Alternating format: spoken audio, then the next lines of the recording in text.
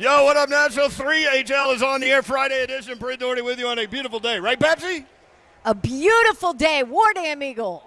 Oh, that's why it's a beautiful day now. That's right. I did manage to walk down here from the radio station in between, like, rainstorms. So I'm very happy about that. It is not raining outside. I see a lot of people outside partaking in their favorite adult beverage.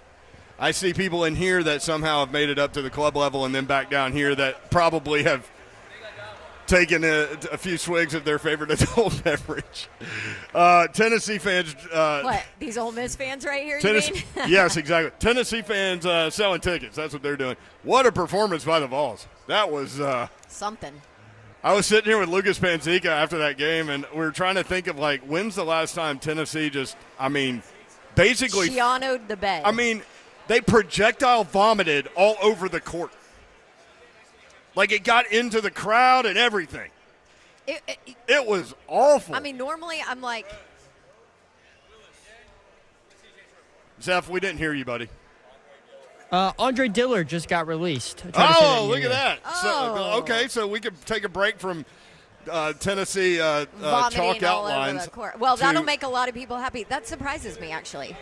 Yeah, we'll have to see how that works out. I just looked at the salary cap, and Tennessee Titans are still number 3 in salary cap room at like $50 million. God, that's amazing. Isn't it? It's because of how these contracts are structured. Right, and that's which is exactly what we said. You said, and I agreed. It's not straight dollar for dollar, these things. So, so interesting. So Andre Dillard's been released. What are they going to do at left tackle?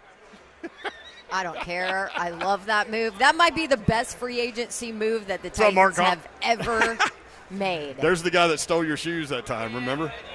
Oh, my gosh. Are you serious? Yes. He just pointed at it. Mark McCommon is his name. Please tell that story real quick, and then we'll get back to Andre Dillard. There was a party going on. Dawn took her shoes off to dance. I had like 4-inch heels on. They were not conducive to getting down on the dance floor. And so a buddy of mine stole one of them. One of them. Yeah, for some reason. And then when I went to leave, I was like, "What happened to my shoe?" Like, who would ever steal one shoe? See you, boys. There's Ole Miss fans in the house. I know y'all have been hotty-toddying. Oh, yes, they. Trying to keep everything on the rails here. Anyway, yeah, totally. It was in his jacket. Okay, Eki Bop. We know that we've been talking about it for 5 minutes, Eki Bop. What's up, Richard Hendricks? Well, hey. How about that performance from the Vols right there, baby? Good to meet you. It happens. What's up, man? Richard Hendricks, former Alabama star. You can catch him on the SEC Network doing great things on television. They're clad in their Alabama Ron Slay gear. trying to keep up with this guy. That's what's happening. I got to give him a hard time. I missed one a little bit. I had to check on him at the end of the game. He's got to give him a hard time for that Tennessee performance. Yeah, at one point they were 3 for 21 at 3. Yeah. I would inside the paint. This would never happen with you on the floor. 42 to 14. Said, no, you're right.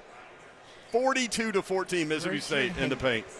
Yeah. Good to see y'all, man. Good to see you guys. I would love to see Ron Slay's text messages after that game because I'm sure there were plenty, like Mr. Hendricks there, that had to drop a little, what the heck happened to your Vols? Right. So there's a lot going on now. To tie up that Mark story, my buddy Mark, he pointed at his shoe as he walked by, meaning he doesn't care if we talk about it, I guess.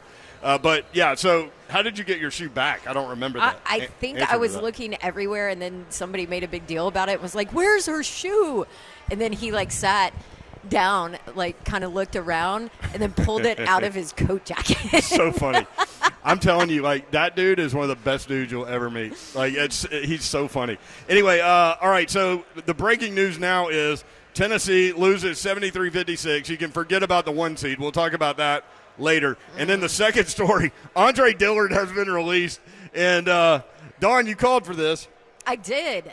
I'm not going to lie. I didn't think it would happen. We're going to pay you to leave. That's what's happening. That's what's happening.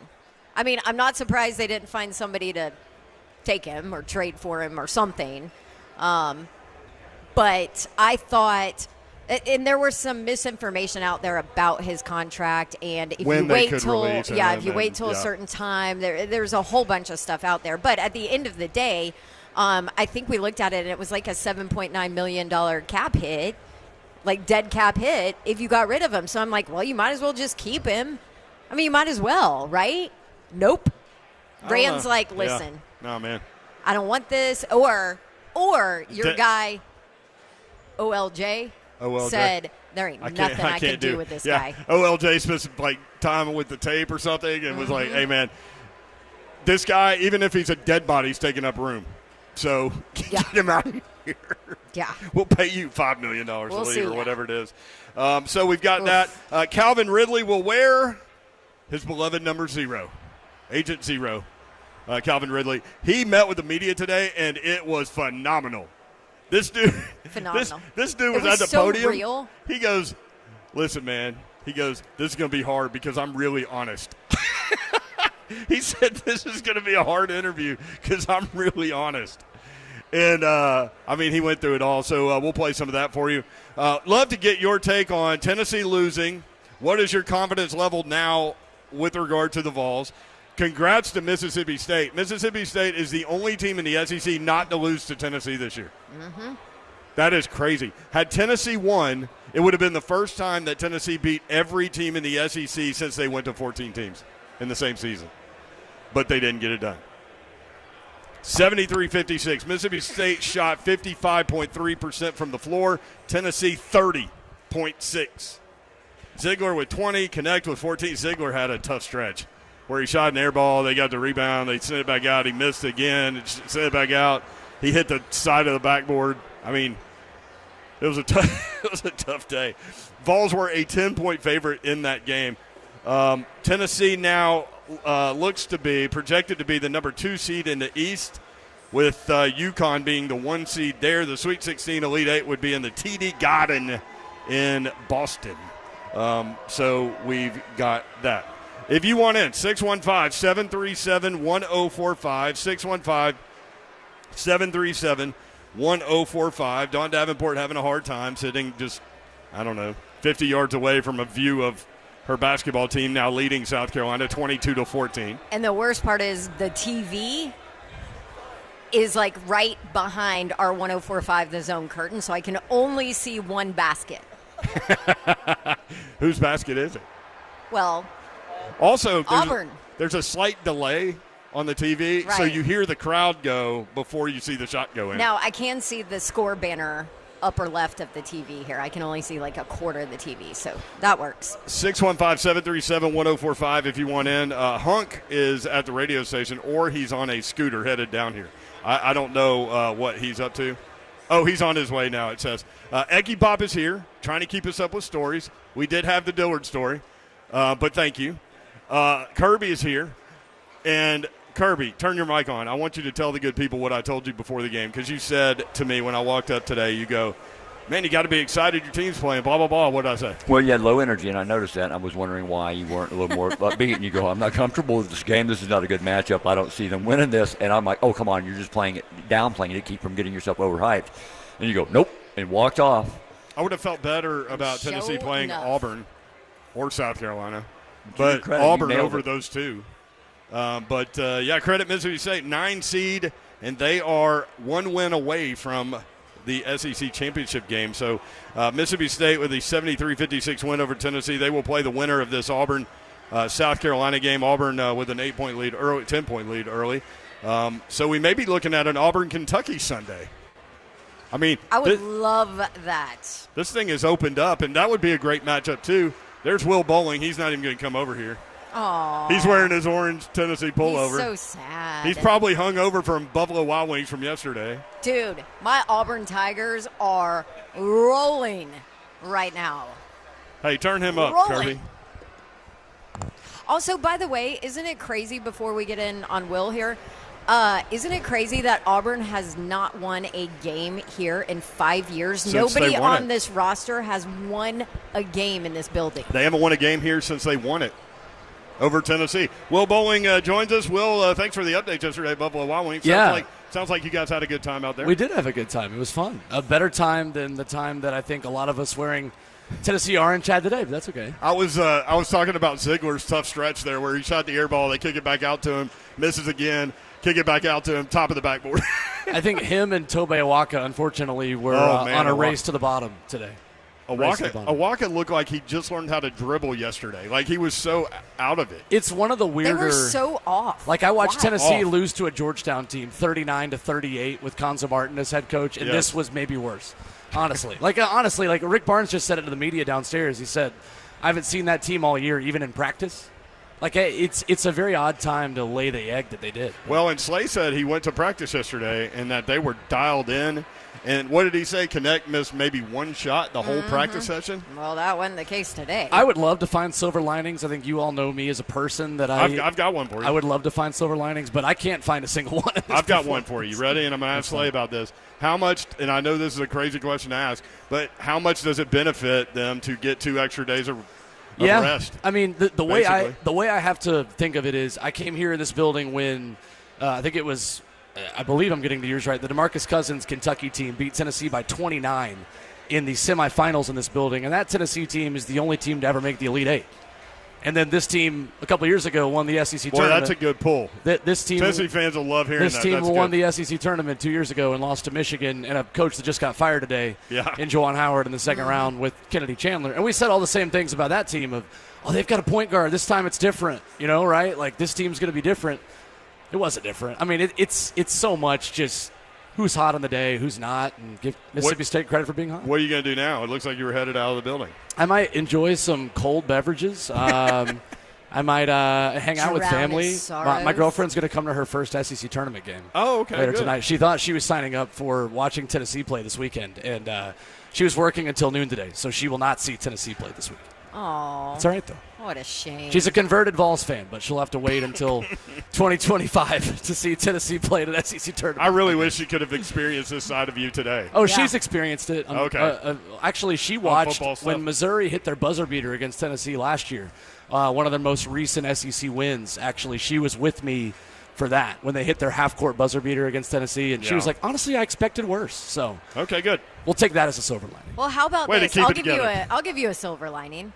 I bet Rick Barnes puts a boot up his team's butt to get things right. You could make the argument they won't be as well rested because of how hard he would practice them. That's right. Over the next 9 days. I mean, honestly, you're right. It's a fair argument. Yeah. All right, brother. Good to see you. Good to see y'all. Have a great weekend. Enjoy it. I love Cheeto yesterday, by the way. Rave reviews from everyone that I've talked to heard it. Great job with Ram this morning. Yeah, Ram was great this morning, too. So you can hear all of these interviews where you get your podcast. Rate, review, subscribe. Thank you, man. Love it. Thanks, guys. There he is. He's Will Bowling. You good, Don? I think you're good, man. You've got a 2-touchdown lead, 28-14. Oh, no, they're right. I will say this. When I walked in the building this morning. In the building, I got here earlier. I actually went and hung out with Paul Feinbaum on his show for a little bit prior to this in my Auburn gear, with my Auburn custom shoes, with my face Auburn paint on, all of it. I, went all out. But when I walked in and walked through, Auburn was warming up in the hallways this morning, so I walked right through them. And I loved the energy. I loved the feel. I loved the looseness of them in that hallway. I felt like it stood out walking through there, Yep. So far, so good. By the way, net ranking. Oh, we'll do that later. Let's go to the phones. You want to go to the phones? Yes. All right, 615-737. I bet people want to talk about Andre Dillard. 1045. A lot of people want to talk about the Vols. Let's go to Shannon in Nashville first. Shannon, what's up? Hey, guys, long-time listener. Just want to talk about the Vols. You kind of hit on it a little bit, but I believe that their focus was not on this game. It was on the big dance. A lot of these teams that lose and go home, they already punched their ticket. So I think that was really the main factor today in them losing this game. Appreciate it, brother. 615-737-1045. There you go, looking for the silver lining. I mean, we talked about it yesterday. Of course you're competitive and you want to win this thing, but also, there is a bigger thing out there.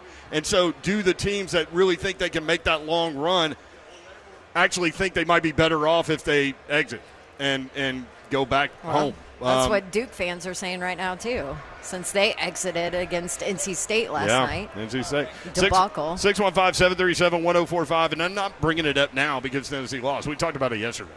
And we weren't just talking about Tennessee. Yeah. We were talking about teams that can make a deep run. Is there actually an advantage to – you just missed Will, by the way, Ronnie Bowling up here.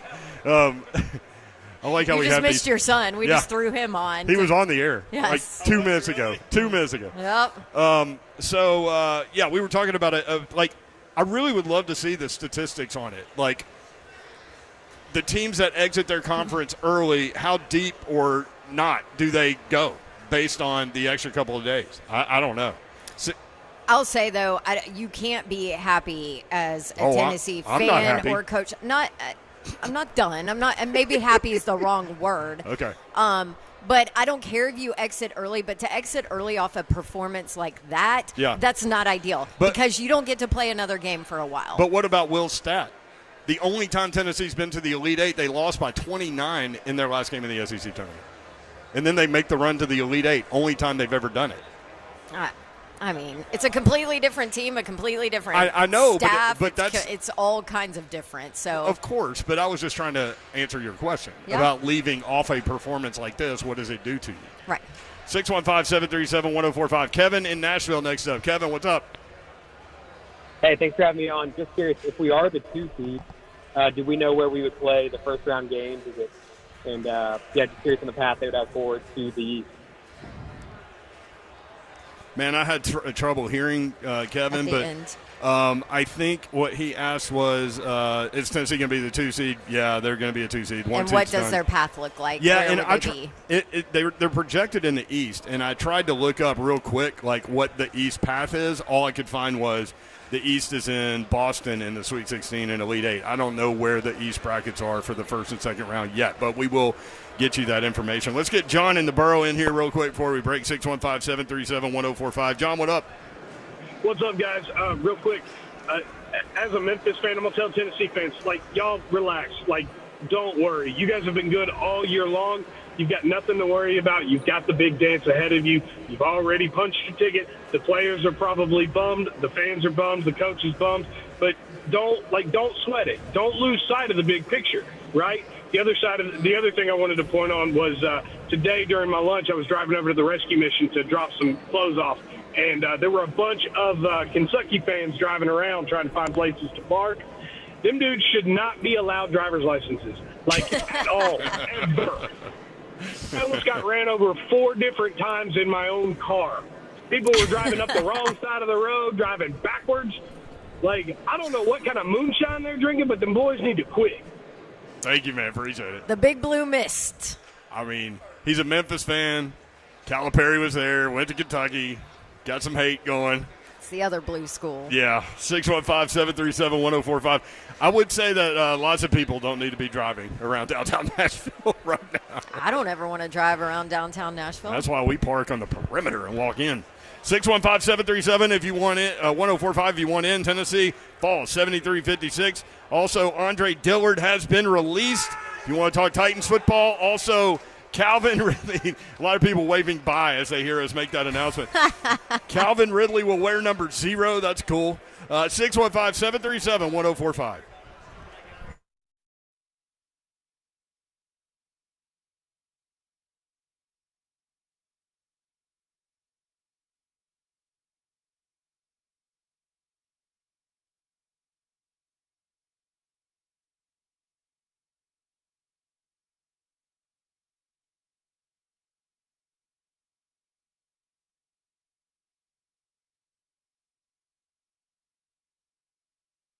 Imagine that you wake up this time next week and you are 100% debt-free. No credit cards, no car loan, no personal loan. Loan Pronto can help you out. They can help you do it with their Equity Express line of credit.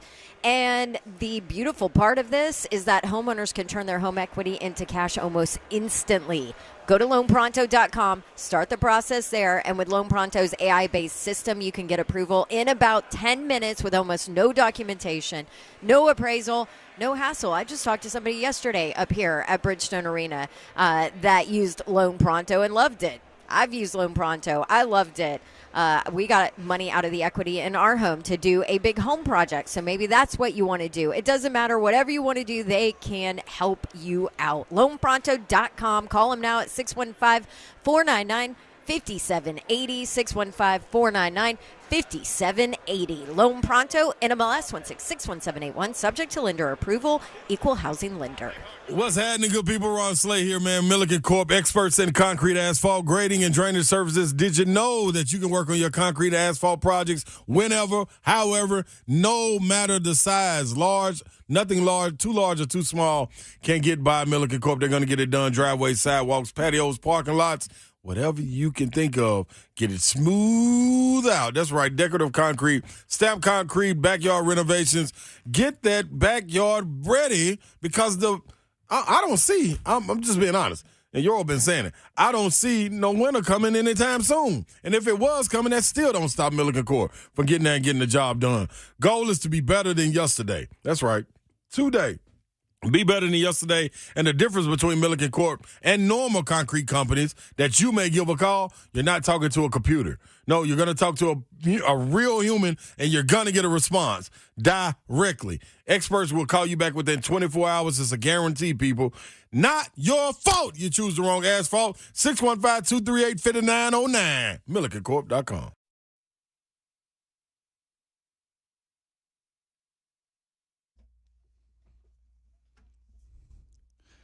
One spot remains in the boys' 1A state championship game. Good afternoon. I'm Lucas Panzica. With 6:24 to go in the third quarter, Frank Hughes leads Gordonsville 24-22. The winner will punch their ticket to the 1A title game and face Chattanooga Prep on Saturday afternoon at the Murphy Center. Designated drivers are the real MVP. If you've been drinking, pass your keys to a sober friend. Fans, don't let fans drive drunk. Brought to you by the Tennessee Highway Safety Office, a division of the Tennessee Department of Safety and Homeland Security.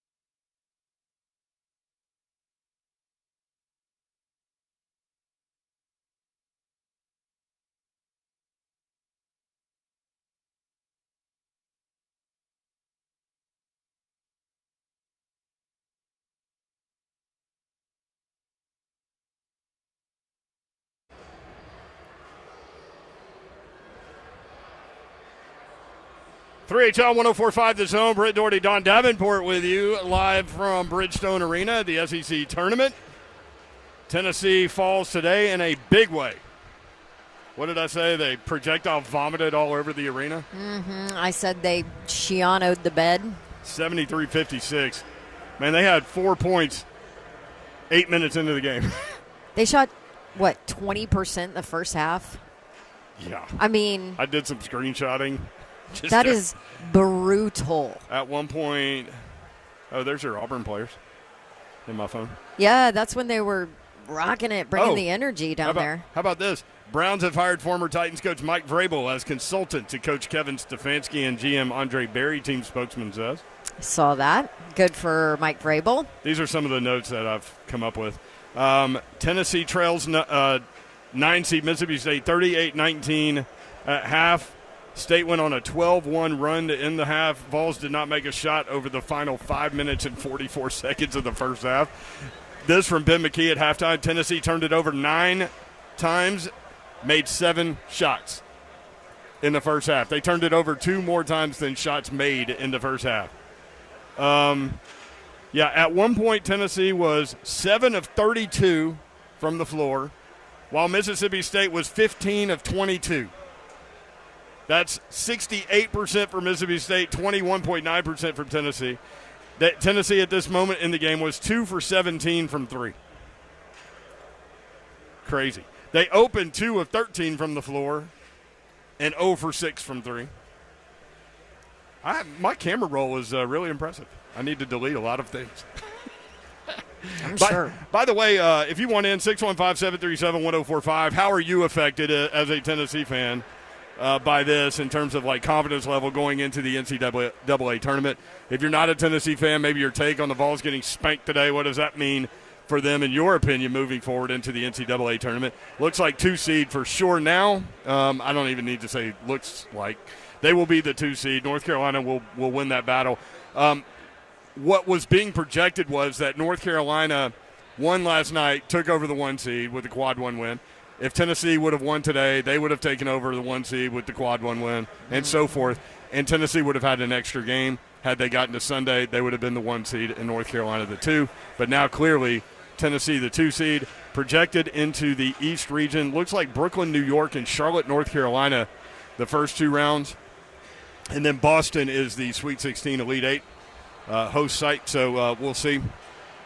Mississippi State, 55.3% from the floor. Tennessee, 30.6. 615-737-1045 if you want in. 615-737-1045. Also, some big news out of the NFL today. Aaron Donald retired. Did we know this was coming? I didn't.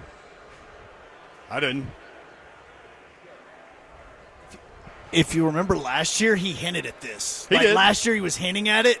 That's a good point. So, because he was like going back and forth if he wanted to, and then he decided to, all right, I'm going to come back.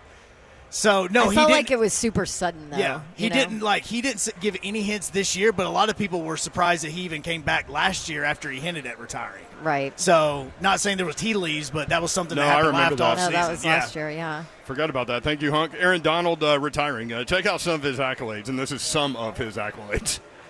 10-time Pro Bowler. Jeez. You know how many years he played in the league? 10. 10. Pro Bowler every year. Honestly, you would think he's still got some in him. I do too. 8-time first-team All-Pro. 8 first-team All-Pro. Best at your position. 3-time Defensive Player of the Year in a 10-year career. He was the Defensive Rookie of the Year, and he was a Super Bowl champion. He had 542 tackles in his career, 111 sacks from a defensive tackle in 10 years, 24 forced fumbles, 7 fumble recoveries, 21 passes defensed, and guess how many interceptions he had, this big man? 0.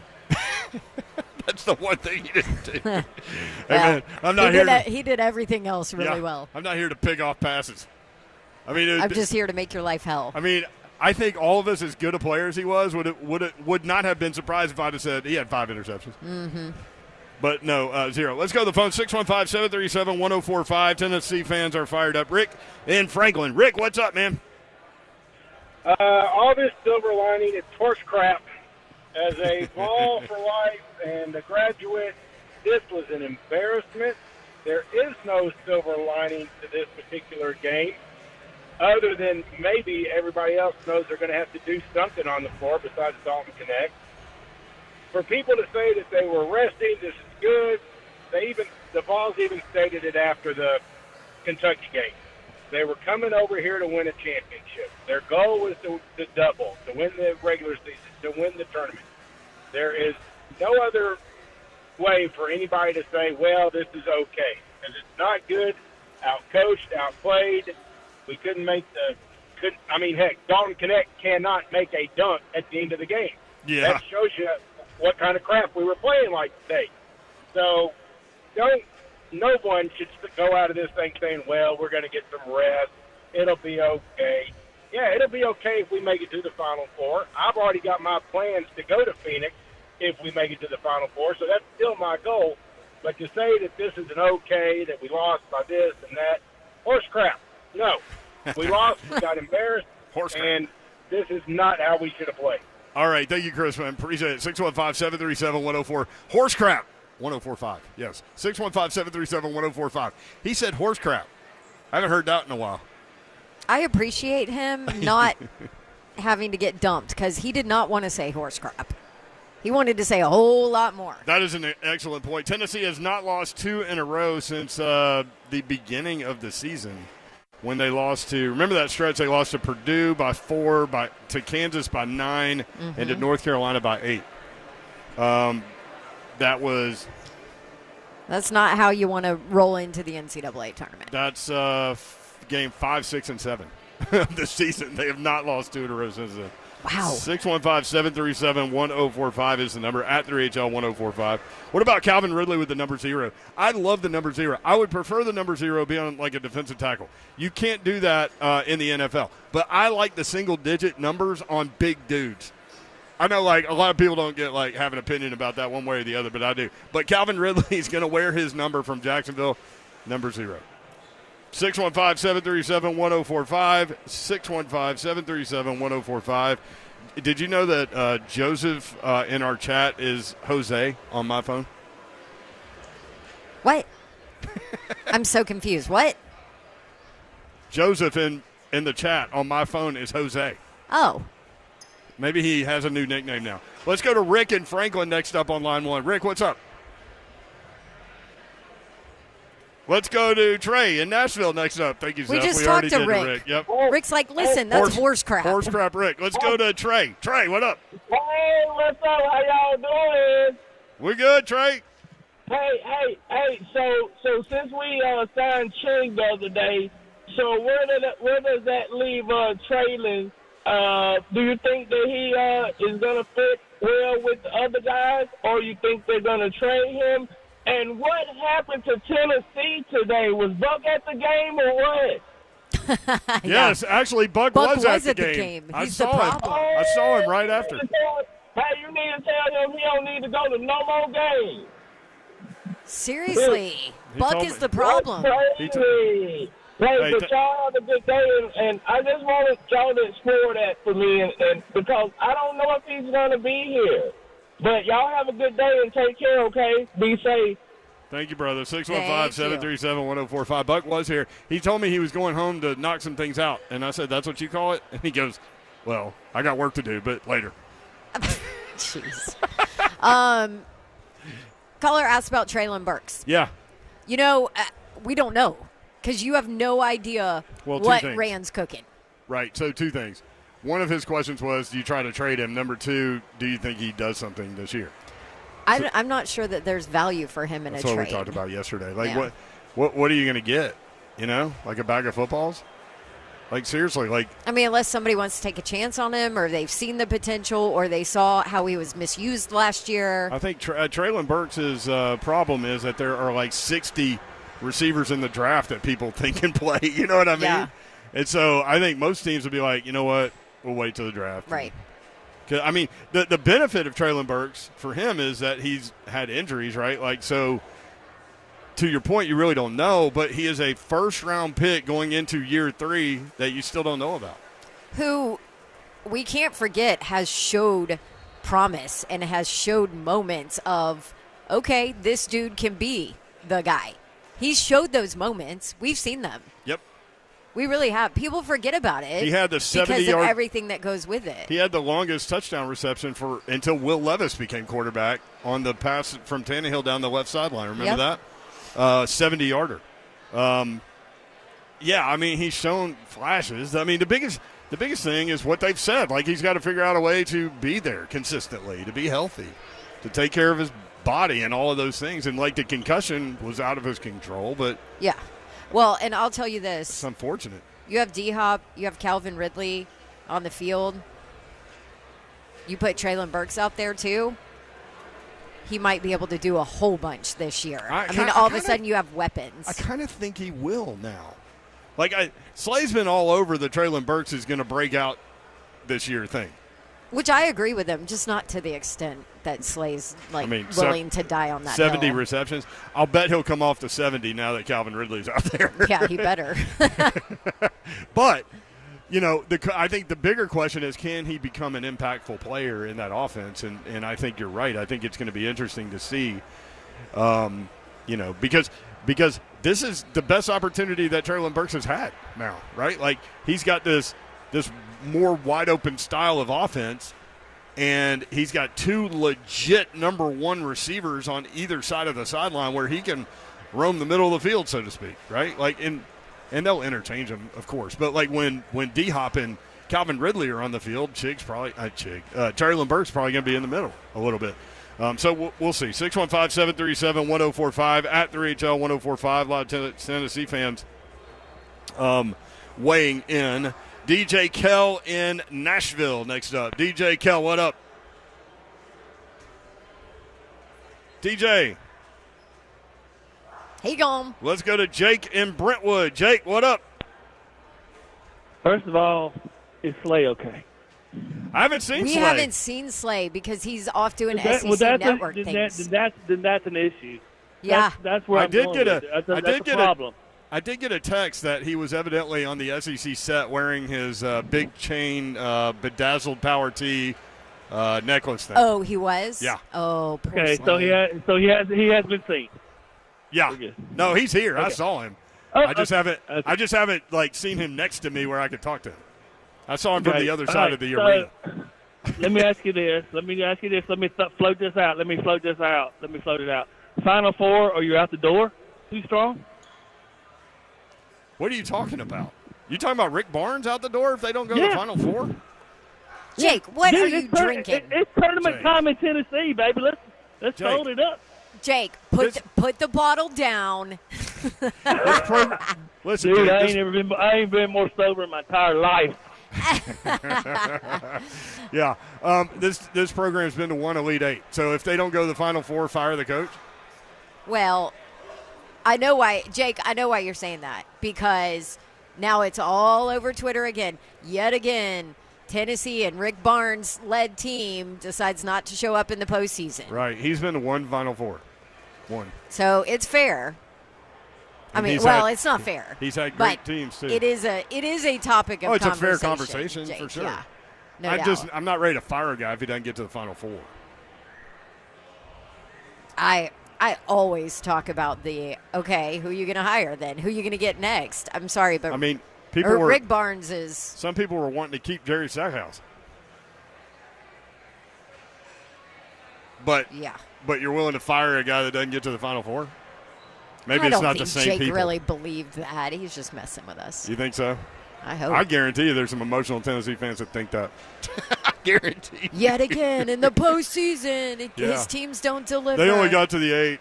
Well, let's be honest. That was the knock on him coming to Tennessee. I will say, dude, when you watch Vescovy and Josiah Jordan-James out there go 1 for 7 or whatever it was, the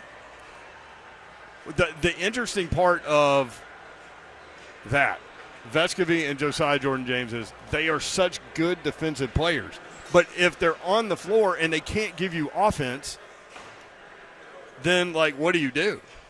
So Josiah Jordan-James and Santi Vescovy, 1 for 11, Dawn, today. 1 for 11, 0 for 7 from 3. Like, how does that even happen? I mean, there's cold shooting days, and then there's what the Tennessee Vols were today. 19 of 62. And it got better toward the end. So, I mean, it really wasn't that good. Like, that number's not real. No, it was really worse than that. I want you to take the last 7 minutes of the game out, and I wonder. Right now. I know, but I wonder what that number is. Yes, for sure. I bet it's way worse. Yeah. I'm trying to take out the 1 of 11 out of the 19 for 62. Oh, what a mess. So then they're 18 of 51. What's the quick math on that? Bad. Without those two. Bad. Well, yeah, still bad. But without those two, they're 35.2% from the floor. And without those two, they're 8 for 26 from 3, which is 31% instead of 24%. Man, those guys killed him. Those guys killed him. 1 for 11. I mean, they're not winning the game anyway, but Mississippi State just not. 42-14 in the paint. I just need to randomly say that during the course of the show. How many I've times? never seen that before. How many times Gosh. has Slay said, this point in the season, towards the end of the season, it is all about matchups? It's all about matchups. In hoops, right? But, geez, to get outscored And by this 30. is not a good matchup for Tennessee. To get outscored by 30 in the paint, that's a want-to thing, man. That's It's also a want-to. matchup problem, And just sitting here watching from in here, I don't know if you can tell on television, the body language was bad. The energy level was bad from the jump. I mean, from the jump. 615-737-1045 as we continue to roll through the show. Again, Andre Dillard has been released by the Tennessee Titans. They will pay a pretty good penny for him not to play for them. I've got all the numbers. You've got all the numbers. Also, Tennessee falling today, 73-56. What does that do for your thoughts in terms of confidence level for them in the NCAA tournament? And the college football playoff is expanding to 14 teams in 2026, and a new TV deal will begin. Then I've got the dollar figures, and the Big Ten and the SEC are in control of college football. All that coming up, 615-737-1045.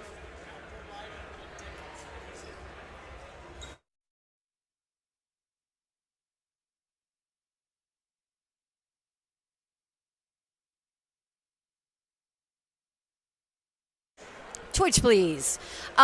So I've talked to you guys about this big outdoor project that we have done and all of that, and unfortunately we couldn't use it at night because we didn't have any lighting out there.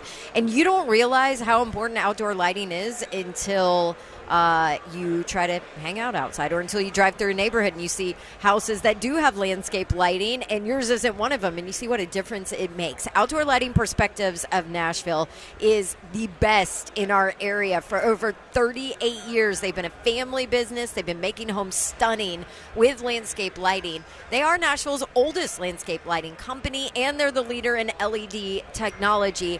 That's who you need to call if you need to light up your night. Here's another thing I absolutely love about Outdoor Lighting Perspectives and Bob Lyons, the owner. They know how important Rally Foundation for Childhood Cancer Research is. And for the next couple of weeks, guess what? You purchase a lighting install from Outdoor Lighting Perspectives of Nashville. They have a team for Rally Foundation for Childhood Cancer Research called Light the Way. How perfect is that? And up until April 18th, Outdoor Lighting Perspectives will give a donation to Rally Foundation for Childhood Cancer Research in the customer's name, $100 donation per. What a great time to go ahead and jump in and call my friends at Outdoor Lighting Perspectives of Nashville. You can go check them out online, outdoorlights.com/Nashville. Time to get that lawn ready. You need to get going. DigginsSupply.com is the website. Diggins Turf and Landscape Supply can get that lawn looking better than any lawn in your neighborhood. Trey Hartsook is here with us now with more. Trey, happy weekend. What's going on, man? Brent, happy Friday, man. Hey, I know there's a lot of disappointment today in the Middle Tennessee area. Let me tell you why you don't have to be disappointed. Because at Diggins Turf and Landscape Supply, we know you're going to have a wide-open weekend, not going to be watching basketball. So you can get out in that lawn. Now's the time of year we want to get the pre-emergent down, make sure that we take our weed control serious because, you know, it all goes out the window if you have a really green, lush lawn, and then it gets filled up with clover and henbit, chickweed, stuff that we don't want. At Diggins Supply, we have just what you need. in a granular form, in a liquid form, to get those weeds knocked out of your lawn. Something really cool that came across my desk today. I haven't really looked at it a ton, but the Spring Toro sales event, really good stuff. $400 or $500 off on select units. If you need a new mower, now is the time to do it. Stop in at Dickens Turf and Landscape Supply near you. We're more than happy to talk to you about your grass.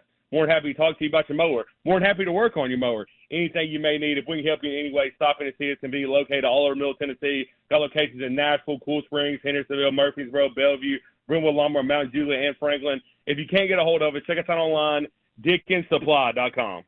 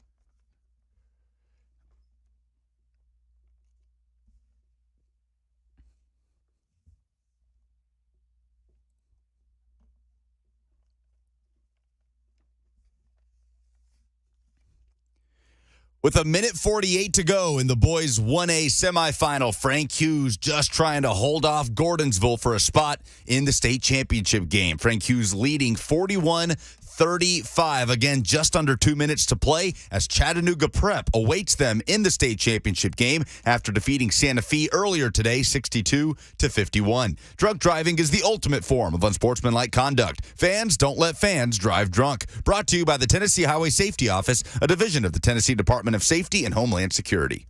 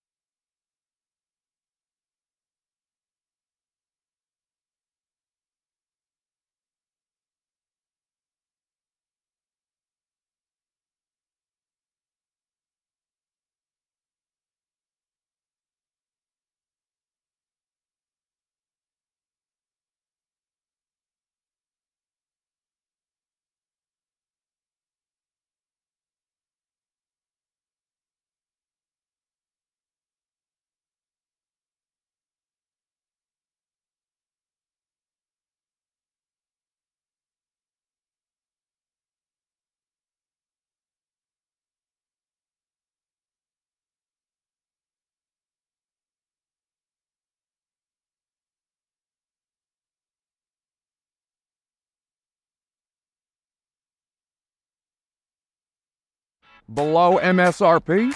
Below MSRP. Below MSRP. It's pretty simple. Two Rivers Ford sells all new non-specialty Fords below MSRP.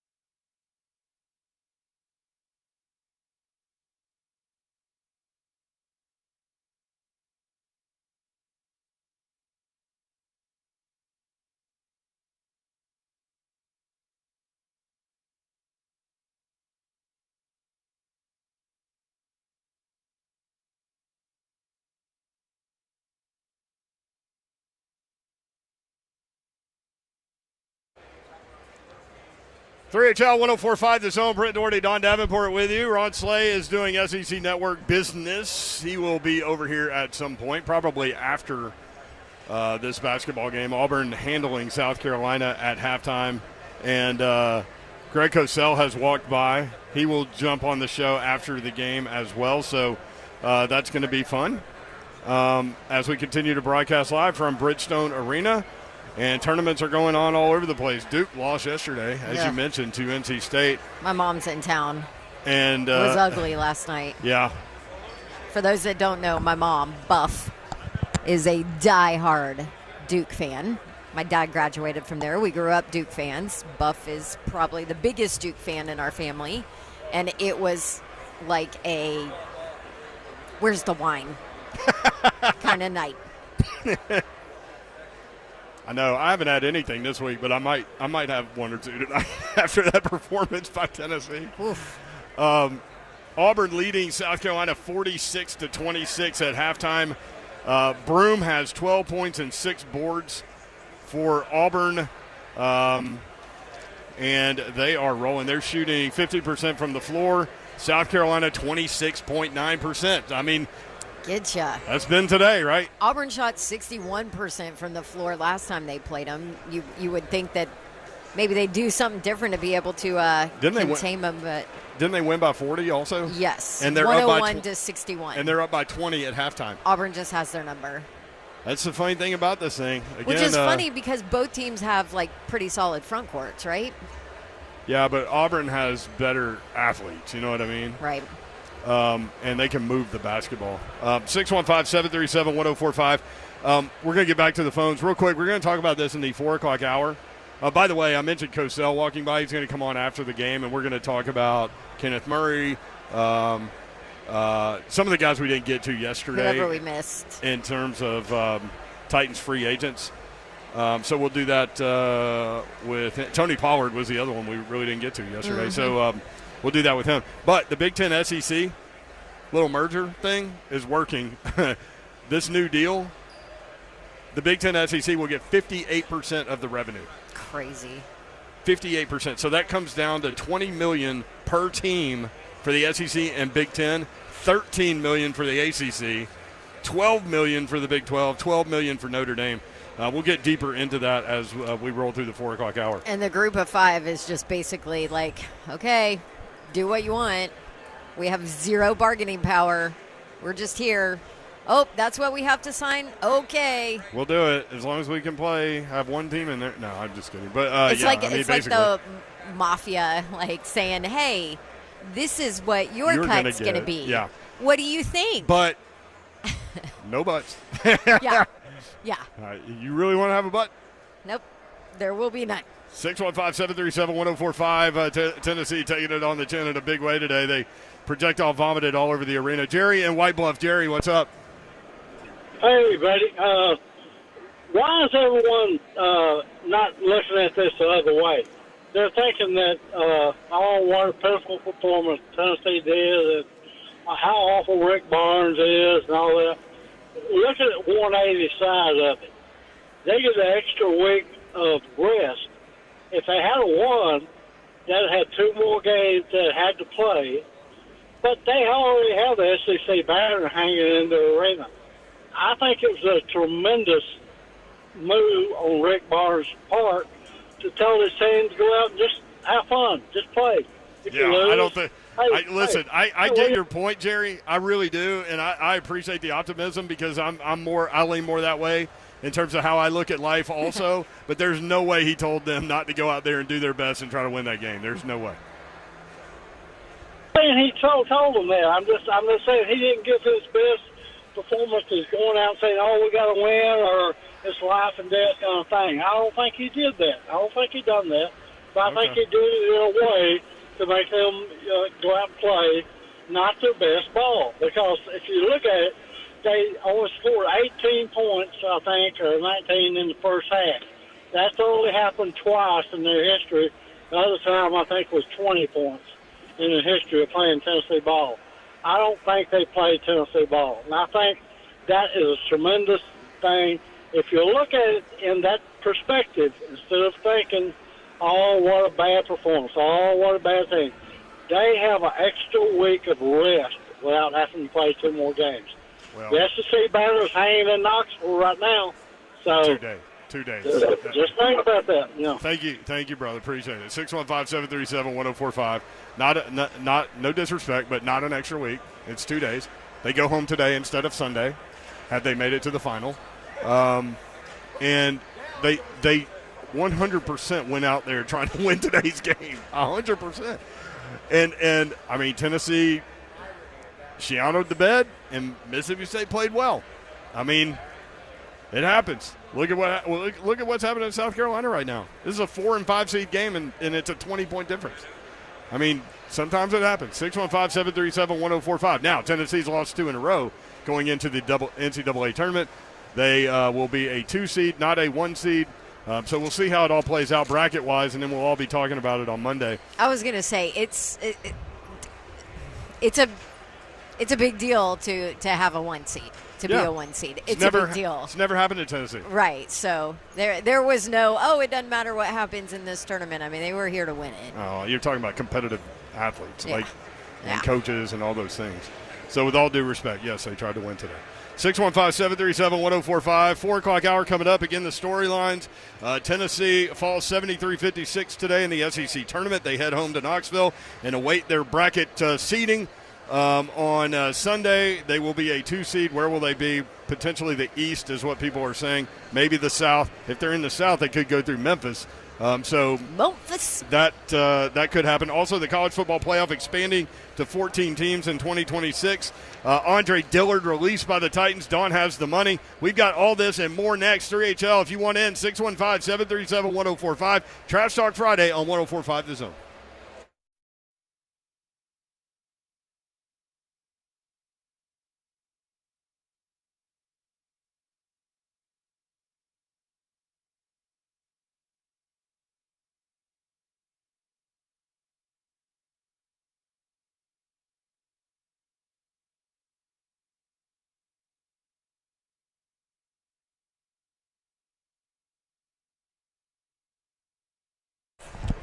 Gupton Dodge Chrysler Jeep Ram, that's where you need to go to get that next new vehicle. Maybe you've been thinking about it for a while. This is the weekend to get it done. Might as well. These are the guys to help you out. Gupton Dodge Chrysler Jeep Ram. If you're looking for a new or pre-owned car, truck, SUV, or Jeep, these are your guys. Go talk with my friend Daniel Gupton and his crew. There will be no pressure on you at all. They simply want you in the vehicle that's right for you. And that's what will happen when you go see my friends at Gupton Dodge Chrysler Jeep Ram. 24 West on Clarksville, exit 35 is about 9 miles outside the city. It's a straight shot into the best vehicle buying experience you've ever had. 3450 Tom Austin Highway in beautiful Springfield, Tennessee. This is the weekend to get it done. Just 30 minutes from downtown Nashville. These are your guys. Check them out online. GuptonMotors.com is the website. All of the dealership information is there. All of the inventory is there as well. That's GuptonMotors.com. Again, 3450 Tom Austin Highway in beautiful Springfield, Tennessee. That's Gupton Dodge Chrysler Jeep Ram. What up? What's happening, good people? Yes, listening to my voice right now, you probably thinking, what is Slay going to talk about? I'm going to tell you about engagement. Yes, you got an engagement that's coming up. You want to surprise someone. It's springtime, man. Spring up on them. You know, the rain brings Mayflowers and all of this. It can also bring diamond rings. Yes, you want to get right into it. This will be beautiful to go to Brentwood Jewelry, BrentwoodJewelry.com. 7012 Church Street East, located in the heart of Brentwood, just off Franklin Road. Don't know exactly what to go get. Why not let Brandon and the team get you together? They always come through for you. They came through for me. Brentwood Jewelry has new 2 hours also right now. Back open on Mondays. Open Monday through Friday, 9 a.m. to 6 p.m. Saturdays, 9 a.m. to 4 p.m. So hustle on in. Don't feel comfortable going in, which you should. Go to BrentwoodJewelry.com, click on the site, boom, and go browsing. Exceptional style, exceptional deals. This has been happening every single day for over 50 years.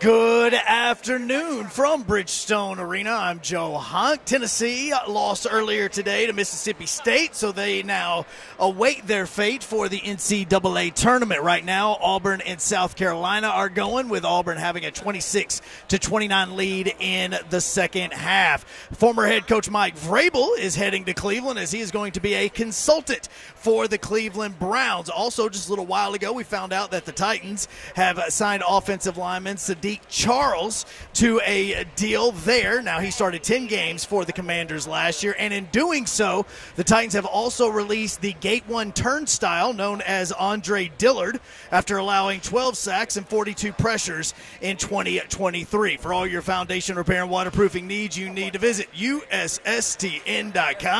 Breaking news at once on your home for the Vols, the flagship station for your Tennessee Titans, as well as home to 3HL. This is 104.5 The Zone.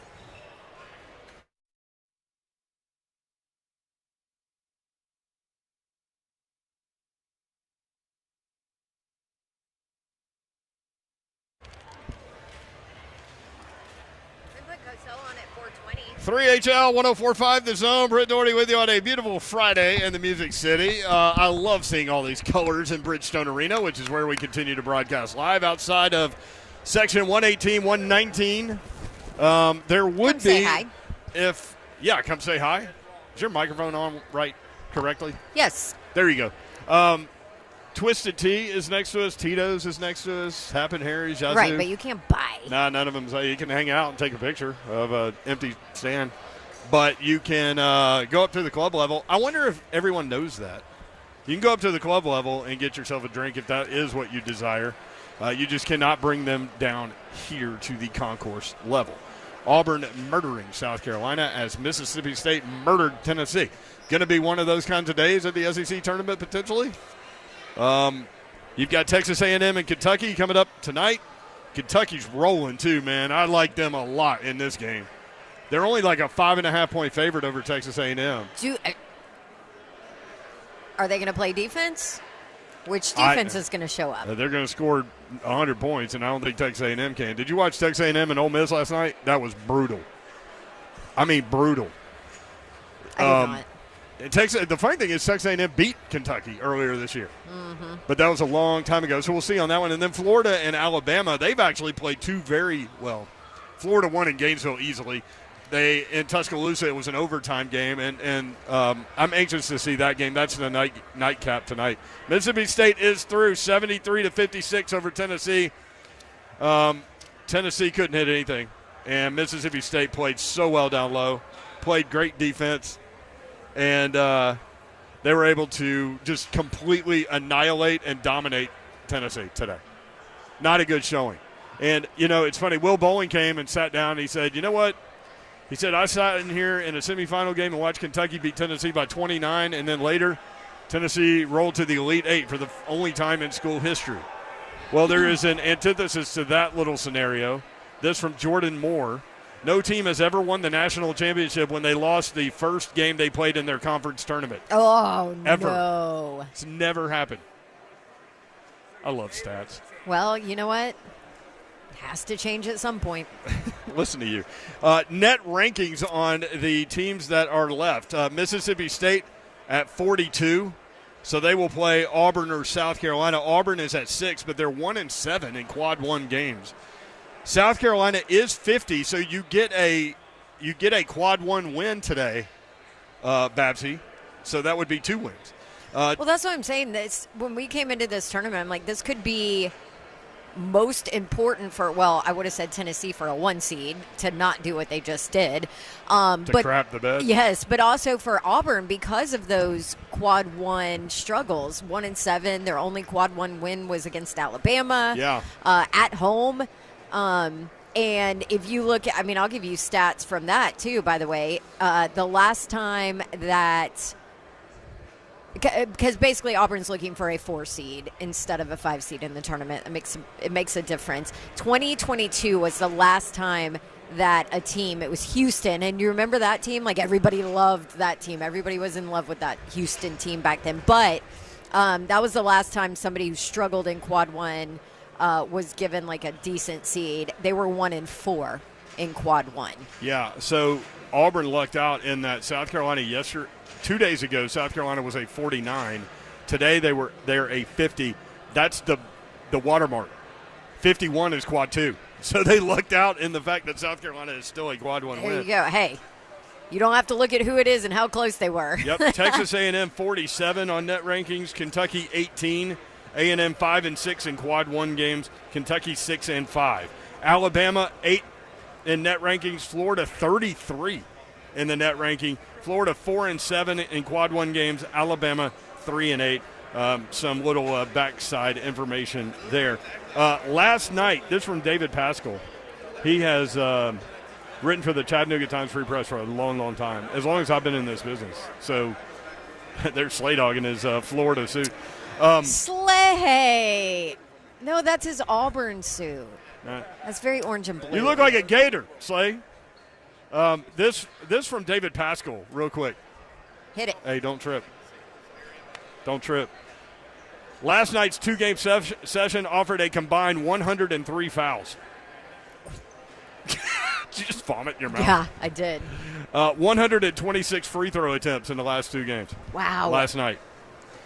Tennessee was trying to beat Mississippi State, would have given the Vols wins over every SEC team for the first time since they went to 14. Instead, Mississippi State becomes the only SEC team to not lose to Tennessee this year. 615-737-1045. You found the walking taco? I did it. I'm going to hate myself later. I can smell it. It looks like the biggest gut bomb I've ever seen. It is amazing. Slay Dog is here.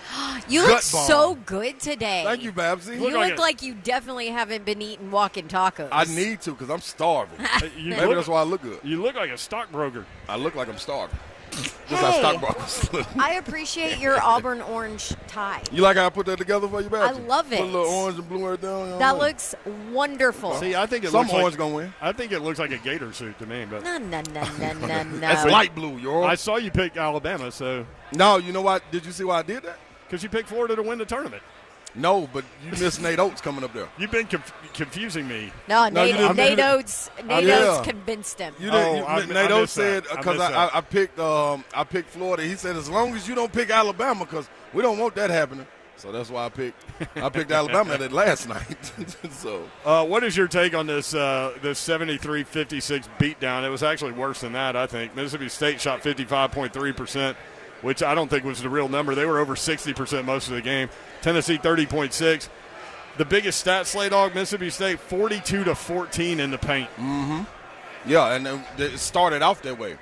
Mississippi State came out to get Tolu Smith going. Mm-hmm. Went to him, he scored a couple of buckets, but it also opened up things because you started to double Tolu not to get him going, which allowed the outside shot. You left Hubbard a couple of times, breakdowns that way, and they made shots. And then your answer was 3 for 21 from 3 at one point. You got open threes. Yeah, you know what I'm saying? So this is for Vol Nation and everybody listening. This is the thing I don't understand. You get upset at the end of the day when guys pump fake the three and drive back in when they got you an open shot. So then people say, man, you got to shoot that shot. You wide open. So they shot the wide open shot. They just missed. Hit the side of the backboard a couple times, hit short. But that's a part of the game. Yeah. And we know that when you come in. We talked about this leading all the way up to the tournament, man. It's when hard you to walk shoot into in these arenas, yeah. they played yesterday. How you think Josh Hubbard shot yesterday? Bad. How you think Tolu shot yesterday? Bad. They had a game under their belt. Tolu had 8 yesterday. Come on, man. It's simple. I know the game is not supposed to be that simple, but that's how simple it is. Now, when you dig yourself into the hole, it's hard to get back out of it. You know what I'm saying? And that's part of it. Defensively, Mississippi State is a good team. They played the way we said we would play Brandon Miller last year, the way we said we would play Dalton Connect this year. We would keep a body on them, keep chucking them. You're going to take some fouls. That's what they did. They broke his rhythm, and that's part of the game, dog. They kept long athletes on him, too. And that's what they have. DJ Jeffries made shots. We've been saying this. Came into the season saying Cam Matthews could be one of the most dangerous players in the game, but he's not aggressive enough. He was aggressive today. Right. So in situations where Dalton Connect can shoot over the top of people, it's different. He can't do that against Mississippi That's when State. the bad shots get an opportunity to go in. Yeah. But now they seem like bad shots because it's a lone guy to contest. It's like, oh, don't shoot. But when he's making it, it's cool. So it's a damned if you do, damned if you don't. It's just that's a bad matchup. Yeah, that's all it is. You said that. I've been saying it. But the thing is, you got to give the people saying, man, how could they lose to Mississippi State like it? Listen, man, you're taking credit from the league. Mississippi State is a good team. Yeah. It was 1 win separating 1 through 6. This is a good league. I can see them going to play a Big 12 team and running through them. They wouldn't have those long, rangy athletes like that. Big East, same thing. It's just different matchups, man. Mississippi State 1 win away from the championship Sunday. Yeah, but they did get handled too, though. From the 9 seed. Let me just say that they did get handled. Tennessee got handled. I did think some calls were let go as well. Well, I think were let go as well. I think it's because of what happened last night. Yeah, last night 126 fouls. Mm-hmm. In the 2 games last night. Games it looked like watching this thing that they had talked about that and like, hey man, we're gonna let these guys bump away. I actually almost fell asleep. It was one of those games like, dog, it was a minute on the clock and it took at least 30 minutes for that minute to get on the clock. That was amazing. I was like, what is this? So I'm sure there was look at the legend. Talking to. The legend. Coach Tubby Smith, baby. What's up, Coach?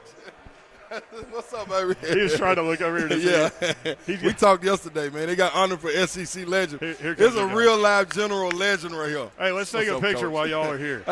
Kentucky and Tennessee, man. That's right. There they are, Ron Slay and Tubby Smith. How about that? Legend. I love Coach it. Smith just said, that was a tough one today. He said, I got to call Rick and make sure you're all right because he'll be hard on them boys. It's a matchup problem. Yeah. He said, this is national championship coach right there, man. I know. I mean, come on, man. It ain't rocket He just science. said that within like 3 minutes of being over here. You know too. what I'm saying? Yep. Like, it's different, man. But this is March Madness. All right, let me ask you a question. And it's a legit question. And we Okay. talked about it yesterday with the teams that can make the deep run in the NCAA tournament. Yeah. If, like, everybody's trying to win. So if you think that, and we had a caller say, Rick Barnes just told them to go out there and have fun. They weren't trying to win. No, that's not true. Yeah, We're talking about a competitive situation. You're trying to win. But if you don't, are you actually okay with it? Because, look, they're going home on Friday, not Sunday. That's 2 extra days. Yeah. Is that a thing? My thing is, I can't speak from that point because I want to win everything. But I'm not saying you don't want to. I'm just saying if it happens, right, if it does what's the impact? Cool. My whole thing is the longer you get to be in a dress rehearsal, the better off you are. So this experience right here, getting up, I went through the whole routine yesterday. Now you come into the gym, you walk into an arena.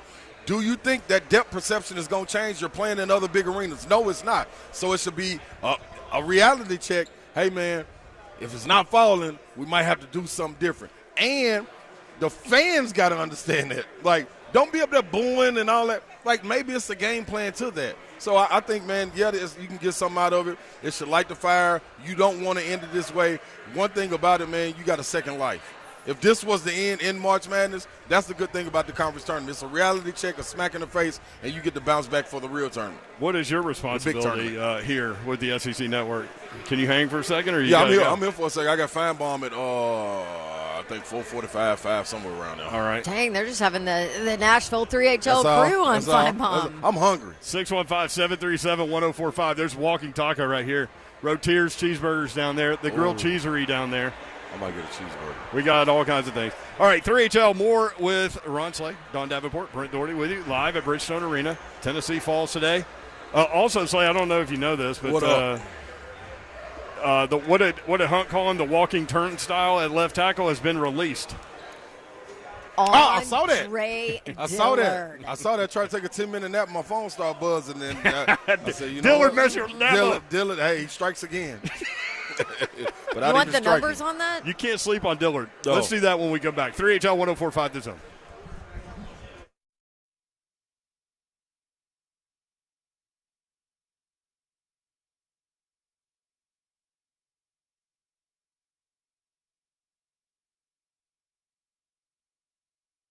Oh, yes. Twitch, please. All right.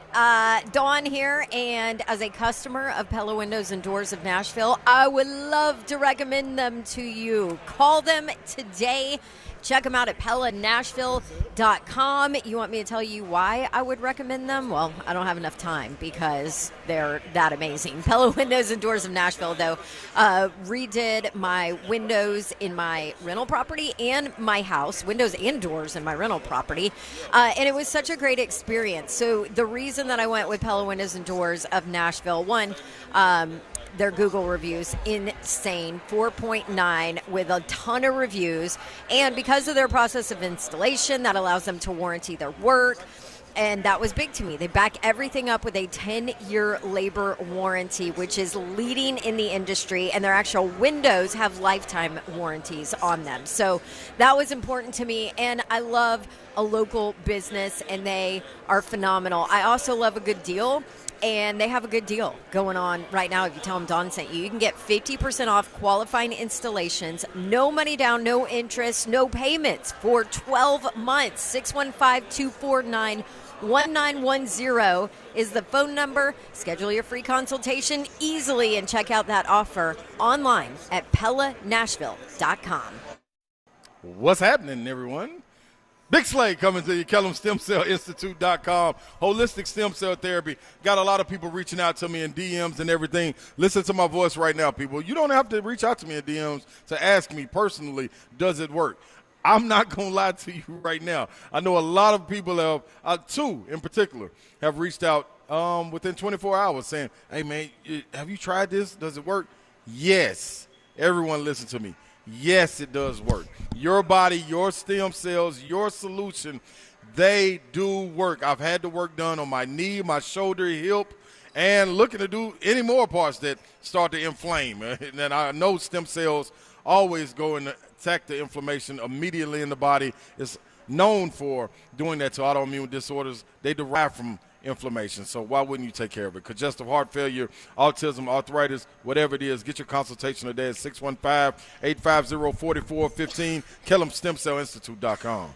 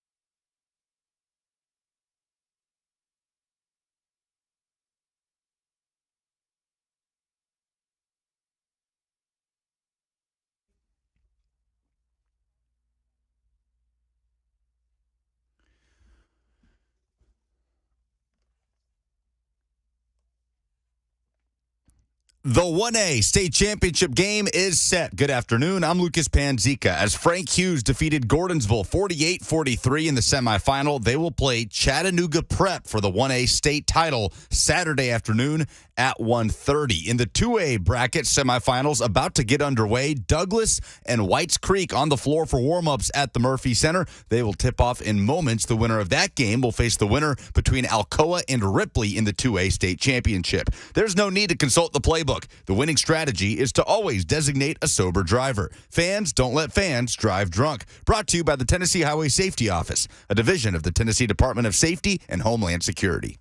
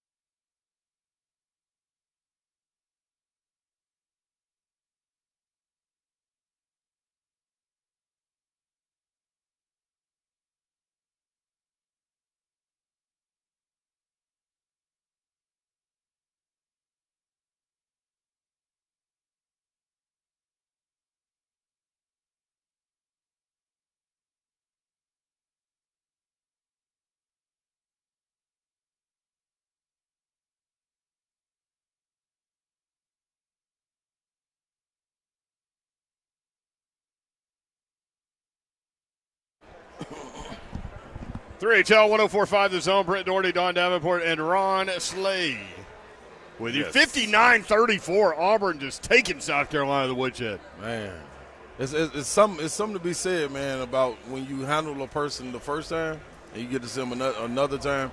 Like, this is what happened in Neville. Yeah. You know One what by I'm 40. Yeah, and that style versus Auburn style, the way they want to play, they make a couple shots, it's going to blow it open, and you trying to play catch-up. South Carolina's not a catch-up team. Mississippi State's not either. So how do you look at that matchup? Yeah, you're right. Mississippi State and Auburn. That should be a good one. That should be a matchup where you see guys being able to play one-on-one. So Janai Broome versus Tolu Smith. That'll be good. Jalen Williams versus Cam Matthews. Like, you don't have to have no help on the floor. The thing I think is the guards, Trey Donaldson and Aiden Holloway, how do they play against Mississippi State? Josh Hubbard doesn't play defense. Shaq Moore, he does play defense. No, shoot the laces off the ball. But Shaq Moore, he does play defense. So how do you stop those two? Those two are freshmen, the other two are not. It's gonna be good to see. Do you think that Mississippi State is a better matchup for Auburn than Tennessee? Yes. No, I think Tennessee is a better matchup for Auburn. I think Auburn can have. You think Tennessee would have been better? Yeah, that would have been a cool matchup. This right here is going to be something has to give. Right. You know what I'm saying? Either Mississippi State style going to win out, or Auburn style going to win out. Because they're opposite. Yeah, exactly. I mean, not opposite, but yeah, you know what I mean. Absolutely. I mean, strong, long. Yes. And then front court dominant. Yes, that's exactly it. Yep, that's exactly it. What up, 6-1 Papa Bowling? 615-737-1045 at 3HL 1045. Texas A&M and Kentucky coming up tonight. Florida and Alabama. Kentucky's going to double digits. Kentucky's going to roll them. Hey, man. Florida, Alabama, I don't know. I think Florida wins that game because of their styles. I think, it's hard to beat a team 3 times. If they would have beat them in that overtime game at Tuscaloosa, it would have had an opportunity to get them. But with Alabama being able to pull it out, you got 4 guys on the interior that's 6'10", 6'10", 6'11", 7 foot for Florida. Alabama's weakness is rebounding and defending the paint. Like, it's different. So, but if the guards get hot, then that's going to open it up. So I got Florida. Florida has a game under their belt. We just talked about shooting. Yeah, we just talked about shooting. What does Alabama like to do? Shoot. So if they're making them early, they'll run them out the gym. If they're missing a couple, got to play catch up, it could get ugly. I love it. You can catch Ron Slay on the SEC Network all night long, like Lionel Richie. 615-737-1045. Andre Dillard. He gone. Gone. They release him. They pay that man to exit. Yeah, couldn't find. The weird part is you couldn't find no takers. What? Like nobody was. No, I'm not saying not I'm weird. like, there ain't nothing not weird like about that. that. I'm saying weird that you couldn't find another way to get rid of him. Like you had to release him. Everybody just sitting back like, we ain't taking that contract on. Y'all pay that man to get away. Yeah. And then we'll go. We're somebody out. gonna go pick him up though, because you can't find nobody. You can't find no line. Somebody will pick him up. Yeah, and they probably he won't have to play. They won't pay him $30 million, I bet. Right. No, that was a massive miss and a huge mistake. And, whew, Yep. I mean, that one's probably on Rand a little bit. Well, we hear that. He was here. Maybe it's not a lot on him. Maybe but it's anyway. not, but at this point it doesn't He's the matter GM. because he was here for it. Yep. So And I don't think that one's on Rand. Yeah. I there you mean, go. I think it's on Vrabel, but that's All just right. me. So And Vrabel's in Cleveland now. right. Oh, where is he? Yes. I thought I heard y'all say that. Yeah. Doing What what? is he? Like an assistant to the coach and GM. A consultant. Consultant. Yeah. Yeah. Okay. All right. Like, Yeah. oh gosh. Okay, Andre Dillard's numbers, by the way. Yeah. Yeah. So Wait, number one, look at all this crap she's got laid out. Babs over are, here. hey, Babs are working and eating. what is the problem? It's all of my notes. It's my notebook. It's brackets. You've and got 3 It's my diff- walking taco. 3 different notebooks, a Yeti that you somehow got in here, a Are you not bracket, supposed to bring it in? They totally let me in with it a bracket, lady. every time. your purse, and the walking taco, which on the inside now, because this has had some age Let me to see what it, it look like. it looks like what Tennessee just threw out on the floor. Oh, that Oh. looks great. Hey, I'm not I done love with that that. stuff. Don't throw it out. Did you hear my analogy for what Tennessee did today? They Projectile vomited all over the arena. Yeah, I heard that. Yep. All right, what you got, Andre? Speaking of projectile vomit, what do you have for Andre Yes, Dillard? the Titans are projectile vomiting $10.7 million. Obviously, there's Pay the guy no. to not play. post-June 1st designation, none of that. They just straight said, peace, we're done with you. $3 million fully guaranteed salary he had on the books this year. And so that equals $7.8 million. I actually thought it was 7.9, but what's a point here or there? I'll take 100,000. $7.8 million of dead cap for the Titans just to get rid of Andre Dillard. I've got the analogy. You know, at the crime scene, at some point you have to remove the decapitated body. Right. You don't just let it sit there until June 1st. True. You got to take it to the morgue. Okay. That's what they just did. They just dropped him off. Dropped the body off. Did they zip it up in the black bag? Or? Yeah, and they put a bunch of cash inside the bag. Oh, wow. They put a bag in the bag. They enticed somebody to take the bag. Anybody picked this up, you got something. $10.7 million. That's a lot of money, cap man. hit. God love him. Also, Calvin Ridley will wear number 0. I like it. That's I his might have former just kept number. Dillard around, just even like tackling dummy. Yeah, but then you got to ask yourself if you tackling dummy. If you're injecting a new culture in it, what is he gonna mean for the locker room? Well, what is he gonna mean for that O-line room? Is right. he gonna help? Clearly, there's a whole lot behind the scenes that they don't want. But to Dawn's point, you do have to practice against the occasional time where, as you're rushing the quarterback, you don't get blocked. Like, you have to know what that feels like and what to do. Put him in for that. I don't know about that. I like it. All right. Also, Aaron Donald retired. He called it quits. Check this out. 10-time Pro Bowler. Played 10 years. Every season Pro Bowler. DOG. 8-time first-team All-Pro. 3-time Defensive Player of the Year. Defensive Rookie of the Year. Super Bowl champion. 111 career sacks from his defensive tackle position. Man, a monster. Beast. That man is a monster. Papa Bowling. There he is. 615-737-1045 at 3HL 1045. Slay Dog, you got to run? Yep. Someone's calling me. I'm anxious to see, like, the difference between the interview session with you and Feinbaum compared with this one with the AU stamped across. Oh, you went up there with the AU? Oh, hell yeah, I did. I busted. That's my girl. And then That's what I'm talking about. Then I put my shoe up on his desk to show him my custom See, Auburn he shoes. likes all that, though. He loves all that. So you spot on. You know exactly what to do. At one point, he, I think, couldn't take me seriously because he looked at me funny and was like, I can't with that face Like, okay, paint. Dawn. Yeah. Dawn. Did he call you Babsy or Dawn? I don't think he knows my nickname is Babsy. Okay. I'll tell him when I get over. Yeah. I got you. Love y'all. All right. Love you. Dude. Crush it. Go kill it on Feinbaum. Per usual. 615-737-1045 at 3HL 1045. By the way, Auburn is up 30. Jeez. 30. They're headed to another 40-point win. Wow. Can you believe that? 30. Love you. Dang, just dominating. Let's do this. I'm going to get in this college football playoff thing real fast. Okay. Yeah, the domination I read of the a Big Ten and the bunch on SEC. it. When we look back at this, like 10 years from now, how much more money those conferences will have? Actually, you'll have 2 conferences at that point, now that I think about it. 615-737-1045. Mike in the Borough next up on 3HL. Hey, Mike, what's up?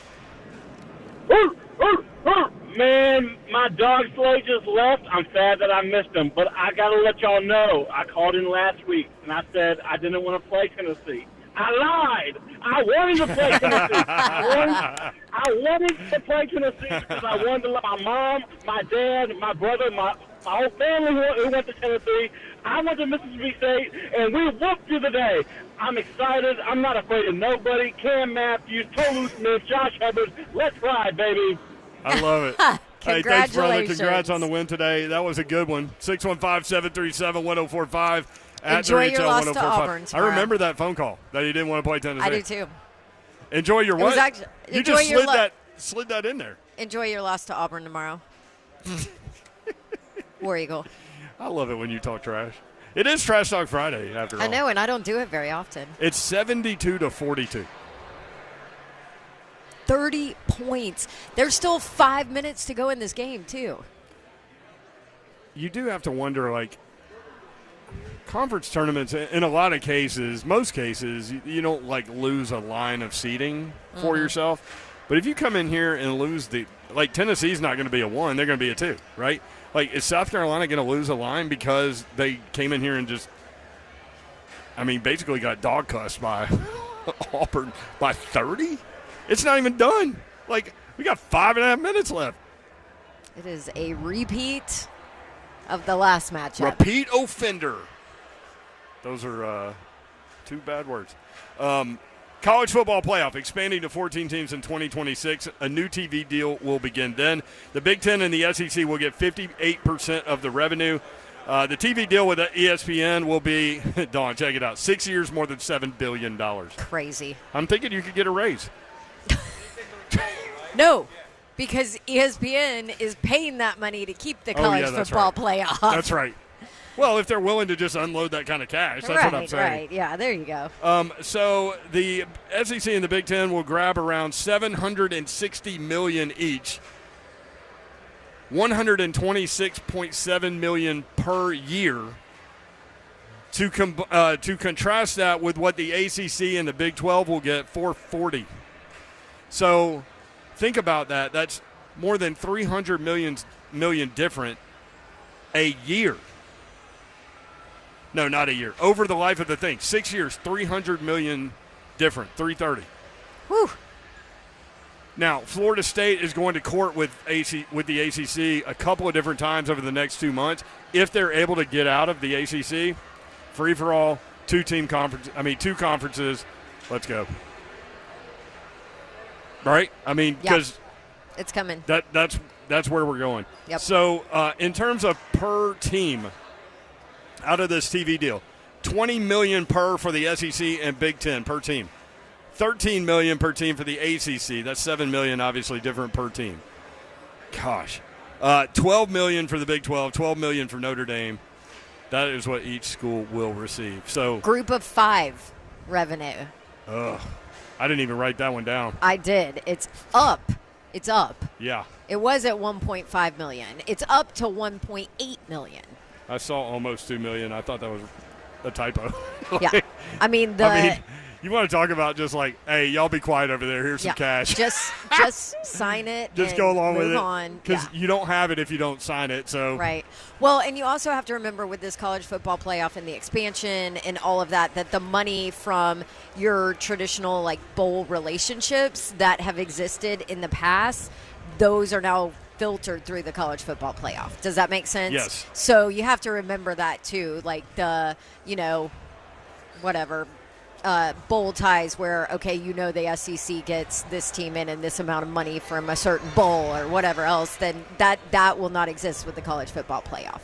615-737-1045. I'm here for all of it. And now you've really got tournament sport in terms of college football, and that's what's going to happen from football and other F words.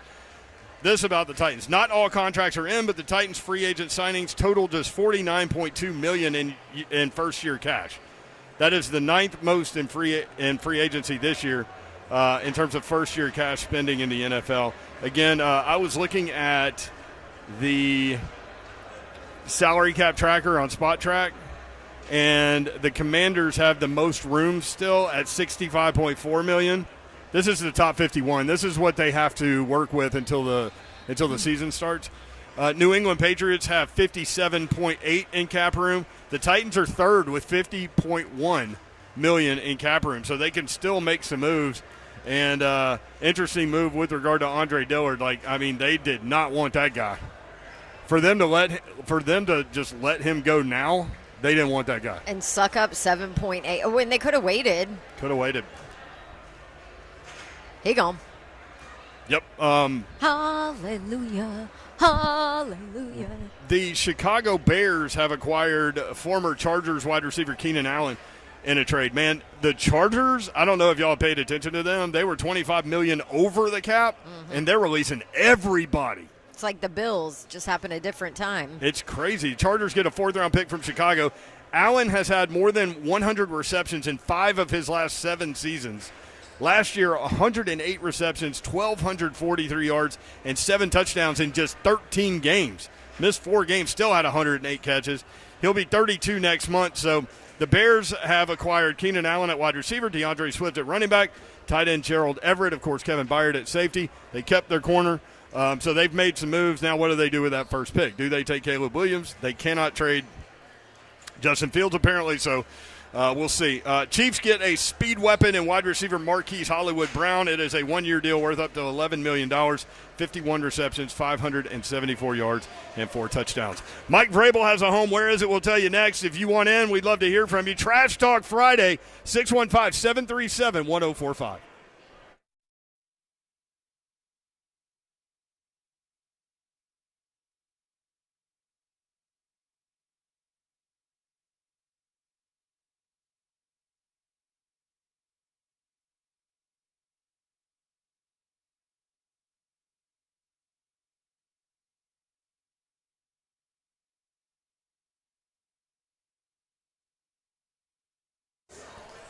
Hey, we're sitting in Bridgestone Arena. Well, guess what? There is a big Saturday night in Smashville right in this building on March 23rd. You can see the Preds take on the Detroit Red Wings. Come cheer against the Red Wings at 4 p.m.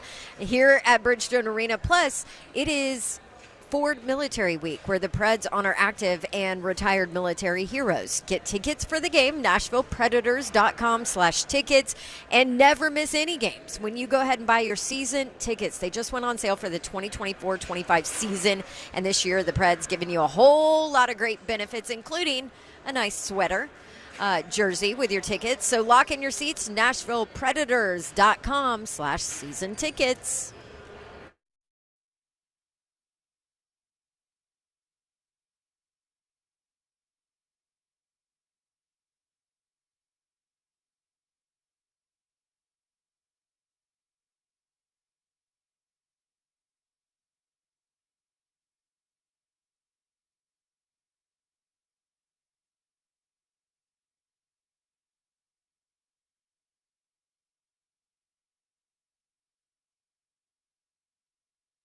Well, the storms are starting to roll in here in our area. You know, it's spring, and you know what happens in Middle Tennessee in the spring. Don't get caught in the dark ever again. Let our friends at Cove Generators help you with all of your home generator needs. Experts in the field, family-owned business. They train every technician to really care about you and your generator needs. Oh, and by the way, they're really good at it because that's all they do. Carefully trained to measure and install the correct size of Generac home standby generator that's right for you, which saves you money in the process. When it comes to generators, easy decision. Call Cove. That's COVE Generators. Visit them online, covegenerators.com. They are your premier Generac home standby generator dealer, and they offer service and repair on all brands of residential and industrial generators. Covegenerators.com. Never lose power again. Give them a call, 931-559-3311. Make sure you stay connected through it all with Cove Generators.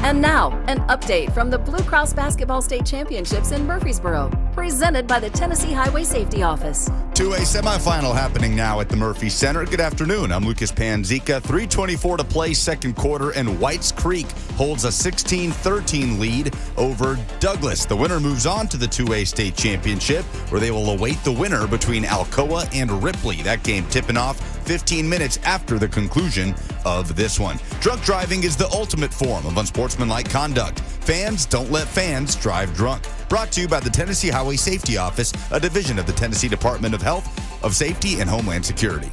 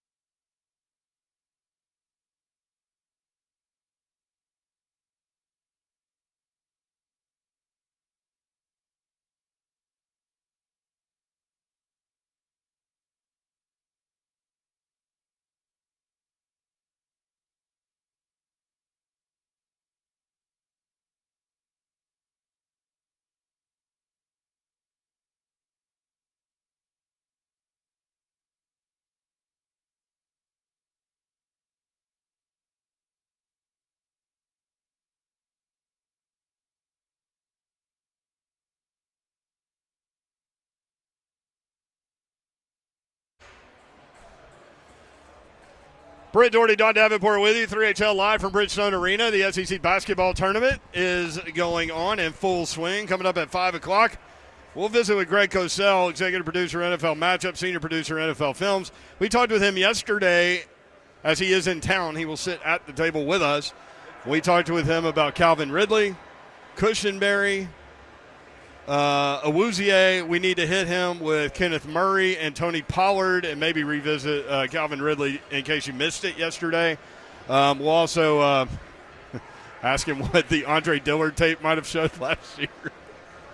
I'll tell you what it showed. We're willing to take $10 million dead money to get you the hell out of here. That's what it showed. 615-737-1045. See ya. SEC tournament, speaking of see ya. By the way, another thing Hunk pointed out, Andre Dillard was due a $3,000 bonus on Monday. $3 million. It's $3,000 to the Titans, but yeah. So there you go. Was due a $3 million bonus on Monday, and so there you go. And then also by them doing this, making this move now, I said 3,000. That's hilarious. That's really good. The dead I cap. might have walked through that $3,000. I would have hung with it if I were them. The money goes on this year's cap instead of next year's. Look at that baby with a backwards hat on. I love that. So cute. So the money goes this year, not next year's cap. Okay. There's your difference why they didn't decide to do a post June 1st designation too. Yep. So the basketball game is over. Auburn defeats South Carolina 86-55. Dominant. So not as good as the first time they played when they won by 40, but they did win by 31 today. So they played 2 games, and Auburn has outscored South Carolina, one of the better teams in the country, by 71 points. I mean, you can say anything now, Babs, and you're just looking at me. You're like, you do it, bro. No, you just keep talking about my team, and I'll just keep agreeing. And Janai Broome. Listen, if they play like that, they can win it all. Yes, that's true. They can win. They can win the national championship. If they could play South Carolina in each round of the NCAA tournament. It's not like South Carolina's a bad team. They're not. It's a bad matchup for Auburn, I guess. No, I mean, for South Carolina, yeah. Clearly. Janai Broome with 18 points and 10 rebounds. So now we are in between sessions. The night sessions coming up. Texas A&M, who beat Kentucky earlier in the year against the Wildcats. Kentucky scoring a ton of points. What are they averaging, like 102 points per game in the last 4 or 5 or something like that? It's crazy. But they're a much different team than the first time they played early in January. But Texas A&M with the 80-71 win last night over Ole Miss, a very difficult game to watch aesthetically speaking. But they did get the win. Texas A&M and Kentucky coming up at 6 o'clock.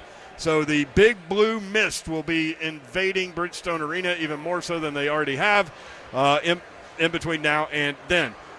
Florida and Alabama tonight, they split this year, so we'll see. Slay likes Florida in terms of how these teams match up with each other, but did say if Alabama hits shots, then that changes everything, obviously. Right. So Alabama has to be physical in this one. Yep. So you've got Mississippi State and Auburn. Especially their bigs. Coming up tomorrow for a chance to play on Sunday on the championship Let's go. line. And then I like it. Winner of Texas A&M Kentucky against the winner of Florida Alabama, and that'll come up tomorrow too. Games tomorrow here at Bridgestone Arena, noon and about 2:30. They start them 25 minutes after the first game is over. Mike Vrabel does have a home. Is that a weird way to say it? Yeah. Because he probably has a couple of homes. I don't know. I know, but I don't even know if it's a home because he's like consultant. Browns have hired former Titans coach Mike Vrabel as a consultant to coach Kevin Stefanski and general manager Andre Berry. Team spokesman confirms. I don't know what that means. Well, I mean, you know what a consultant does. Like sit in the room and like be a bounce guy? Like Critique? Let me bounce some ideas off you? No, it's like let me critique you and how you're doing it wrong. It's probably a perfect role for Mike Vrabel. Babsy. Right?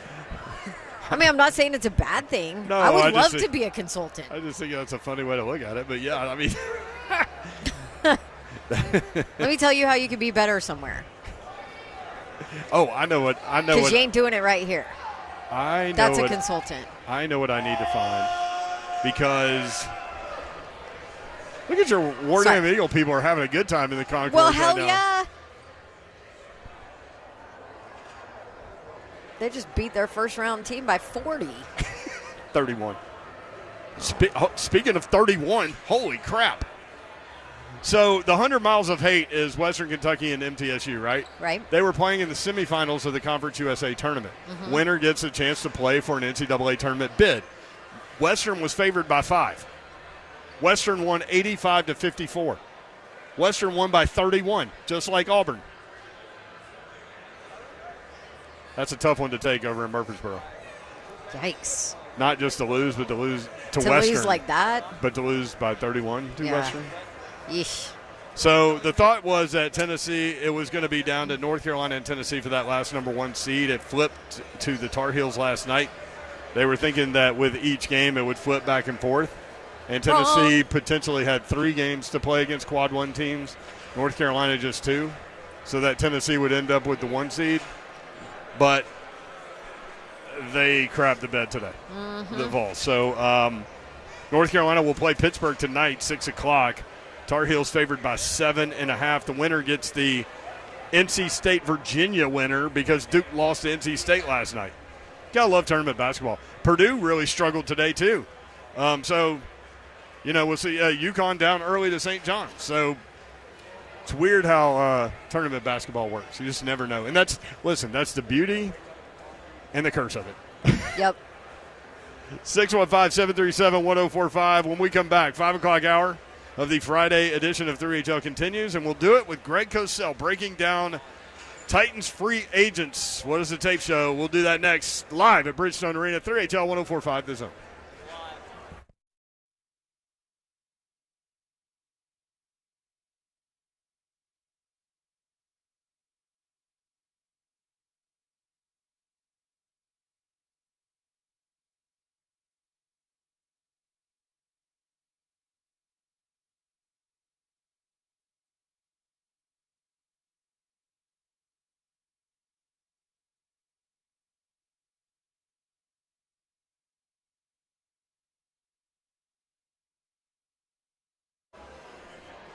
Do you want more speed? Well, you are in luck because Xfinity just increased internet speeds and they are faster than ever. I thought they were pretty darn fast before that, I'm not going to lie. But with super fast internet and a reliable connection, you can do even more of what you love whenever you want. More gaming, more downloading, more video chatting, more cozy nights on the couch maybe, more digging in to see where your team's going to be seated coming up. You can do it all. If life with double the speed is sounding pretty awesome, it's because it is. Time to get more out of your internet with faster speeds from Xfinity. Get 150 megabit Xfinity internet for only $20 a month, 12 months, no annual contract. That's double the speed for the same great price. Plus, for a limited time, learn how you can get a $100 prepaid card when you get more speed when you sign up online. Just go to Xfinity.com and switch today. Does require paperless billing and auto pay with stored bank account. Restrictions apply. Equipment taxes, fees, and other charges extra after promo. Regular rates apply. Actual speeds vary and are not guaranteed.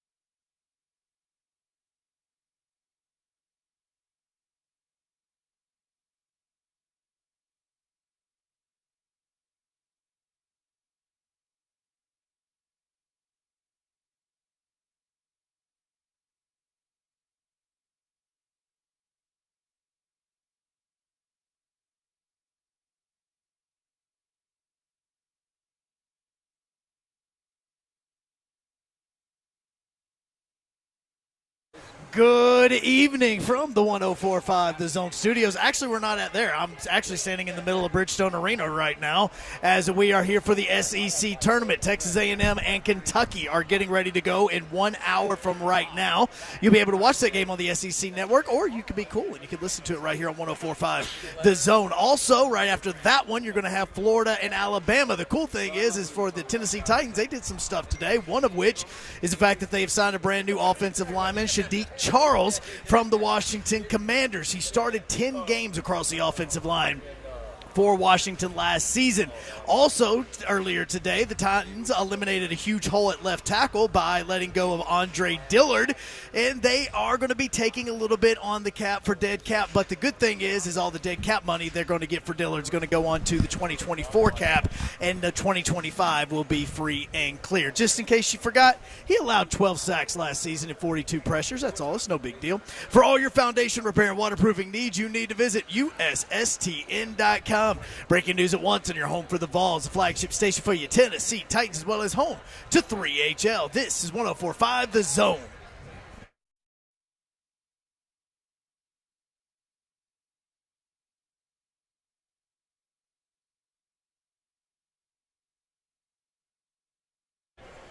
HL 104.5 The Zone Friday edition. Glad you're with us. Appreciate you including us in your day. Brent Doherty, Don Davenport, and Greg Cosell is at the table. Greg, what's up? How are you? Hey, I've been enjoying myself, you know. Look, You're just here for fun. I love it. Yeah. They haven't opened the doors yet, but can you see all of the Kentucky blue mist outside Bridgestone Arena waiting to come in here? I can, yes. I imagine it'll be a loud crowd tonight. It's quite impressive, as is that basketball team. They're playing at a high level in terms of scoring the basketball. They're fun to watch. Probably a little more fun than some of the stuff we've seen today. Unfortunately, the two games this afternoon were not super competitive. Or shall I say not even competitive. Not even competitive. Yes. Appreciate you coming by the table. For those that didn't hear, yesterday Greg Cosell was here, and we talked about Calvin Ridley, obviously new Titan. You called him to revisit a little bit. You called him a defense regulator. Yeah. What did you mean by that? Well, what you always want to have with one of your receivers is a receiver that can stretch a defense vertically, because those are the things that really cause defensive coordinators to have issues, because the last thing a defensive coordinator wants is to be beat over the top with a big play. So Ridley is capable of that. The Titans have not had anyone like that. In fact, we were talking yesterday, not on the air, when was the last time they had someone like that? And it has been quite some time. We couldn't come up with a name. No. I think Kenny Britt might have been the last one. How about Nate Washington, maybe? No. Probably not, but I don't know. No, I don't mean that sarcastically. I'm just saying probably not. No, I love Nate. Yeah. He was one of my favorite Titans, but it's wasn't a good point. Because as good as right? Derek Mason was, he wasn't really that guy either, and he was great. But anyway, a receiver who can regulate a defense means that he can impact how coverages get played. Because you do not want to get beat over the top. And that will absolutely help with DeAndre Hopkins. Ideally, it will help Treylon Burks, who hopefully, as we talked yesterday, can stay healthy. And, at this point in time does not need to be a big-time number one, and he can continue to sort of ease himself into being a good NFL player. That's the hope. Maybe the last guy is Haywood Jeffries. You want to go that far back? Haywood Jeffries was not a burner. Okay. Ernest Givens. I loved Ernest Givens. And who was the other? Oh, Drew Hill was the other guy. Drew Hill was the other guy. Drew Hill was the other guy, yeah. And they had one more because that was the run and shoot. They had 4 wide receivers. God, who was the fourth? It was Jeffries, Hill, Givens. I cannot help you on this one. I know. But they ran the run and shoot, so they were 4 wide receivers. They did not play with the tight end. They said Blaine said when he got to the Oilers when he was drafted, you could hear Warren Moon's ball go by. Warren Moon was as pretty a thrower of the football as there ever was. I mean, it just was effortless. It's funny the directions that our conversations go with you, but College Football Hall of Fame, Canadian Football League Hall of Fame, NFL Hall of Fame. There you go. Well, I was at the College Football Hall of Fame last week for the Maxwell Football Club Awards. Yeah, how did that go? Oh, that's right. That was a lot of fun. I presented the Legends Award to Warwick Dunn. Oh, that's a good one. He's an unbelievable guy. Unbelievable guy. Atlanta. I mean, he is a god in Atlanta for everything he did there. He's just a special human being. Buying houses for people and stuff. Yeah. So let's look at the defense regulator thing. And how does that help D-Hop? How does that help Chig? How does that help, as you mentioned, Traylon? Well, look, there are going to be situations, because football is a game of specific down and distance situations and field location. That's what it's a game of, really. So are there situations where someone like D-Hop could be doubled if it's 3rd and 4, 3rd and 5? Sure. But when all's said and done, D-Hop, as good as he is, and he's really good and has been throughout his career, is not really an explosive vertical player. He's much more of a short intermediate guy. He's got unbelievable hands. He catches everything. He just has a knack for creating just enough separation so that he can make catches. So now, ideally, you're putting him in a situation, particularly in more normal down and distance situations, where he's either working one-on-one or, if it's zone, that he has a little more space, because you want to make sure that Ridley is not put in a situation by the defense where he can get over the top. So ideally, that helps him. I'd love to see now with the new offense what the tight end Chig can do, Okwanko, because I think that he's got some. For a tight end, he actually has vertical ability. Yeah. And I'd really like to see how all this plays out. I don't think we talked about this yesterday. Did we talk about utilizing Burks more in the slot? We did not talk about that. And I think that ultimately, look, Brian Callahan came from Cincinnati, but he's not the offensive coordinator. The offensive coordinator came from Jacksonville? Jacksonville. Yes, Jacksonville. Yeah. And, in Jacksonville, they moved all their receivers around. You see, they didn't really do that in Cincinnati because Tyler Boyd was the slot. Yeah. Which is basically what he is. And they had two great outside receivers in Higgins and Jamar Chase, obviously. Yeah. But in Jacksonville, they move their receivers around a lot, so it would not surprise me to see all three wideouts when they line up in 11 personnel with three wideouts, that they could line up anywhere in the formation dependent on the play call. I don't think they're going to be in one spot 90% of the time. I think they're going to move people around. It wouldn't surprise me if you see a little more motion. Motion is a thing you want your quarterback to be comfortable with, and, we don't know with Will Levis how he feels about that, but you want your quarterback to be comfortable with that, because motion, you use motion because of its impact on the defense, but the defense also can move in response to motion, and your quarterback has to be comfortable with that movement 3 seconds before the ball snapped. Yeah. So, it's a combination. Motion tends to shrink the defensive menu because they kind of go into, what they're going to go into more often than not. But on the other hand, your quarterback has to be comfortable with all that just before the ball snapped. Okay. Before we get back to the players we missed yesterday, sure. I just want your take on this one. Andre Dillard released, gone. Titans fans get to be done with him. How bad was his tape? He was, because he was in Philly, I know he's a really nice kid, and he was just not a good player, and it would not surprise me if his career is over, because I think his tape was, unfortunately, just really, really bad. I mean, he could not pass protect at all. And, again, sounds like you're delivering a eulogy. Well, I know. I mean, again, it's because Cosell's nice. I'm like, he's gone. See ya. I don't have to talk about it anymore. But he's a nice guy, but right? Cosell's like, he's I mean, nice. Put him on the board. So the question becomes with someone. The question becomes with someone like Andre Dillard. Can he be saved with coaching? And obviously he's not going to be here to work under Bill Callahan, but is it possible for him to be saved to some degree? Is he ever going to be a top left tackle? No. But can he be saved to play in the league? I really don't feel qualified to answer that. I'm not an O-line coach, but the tape was, I could walk you through his problems, but we don't need to do that. We did that all season long, and obviously we want to move on from Andre Dillard because he's not here. But his problems were really severe and constant. Were they that bad in Philly? He didn't play a lot in Philly. Okay. Because he didn't get the job. Okay. Because Jordan Mailata beat him out at left tackle, and once that happened, Dillard did not really play. Okay, because I'm still trying to figure out how the hell the Titans missed on him so badly. Well, 3 for 30. Don't forget, they were not the only team to miss because he was a first-round pick. The Eagles drafted him, I believe, with the 24th pick in the draft. Yeah. And see, very often when you draft offensive tackles, not 100%, but a lot of teams look at feet with tackles, and they say, man, he's got tackle feet. And Dillard, believe it or not, this might be hard to believe for Titans fans after the year he just had. He does have tackle feet. I know. He's actually a good athlete. It was impressive how he ran after guys after they had just run by him. Stop it now. Stop it. I mean, he'd go running right past the dead quarterback so fast. It was now impressive. I kind of feel bad. Like I want us to me not too. talk bad about Me it. too. But, his career might be over. These guys are people too. He had tackle feet, and people, coaches think that I can then make him into a player. I can teach him technique. I can teach him the things that are necessary to play. Yeah. And, obviously the Eagles drafted him in the first round, so when you draft a tackle in the first round, you're expecting him to be your starting tackle. Yeah. Maybe not year one, but certainly by year 2. Yeah.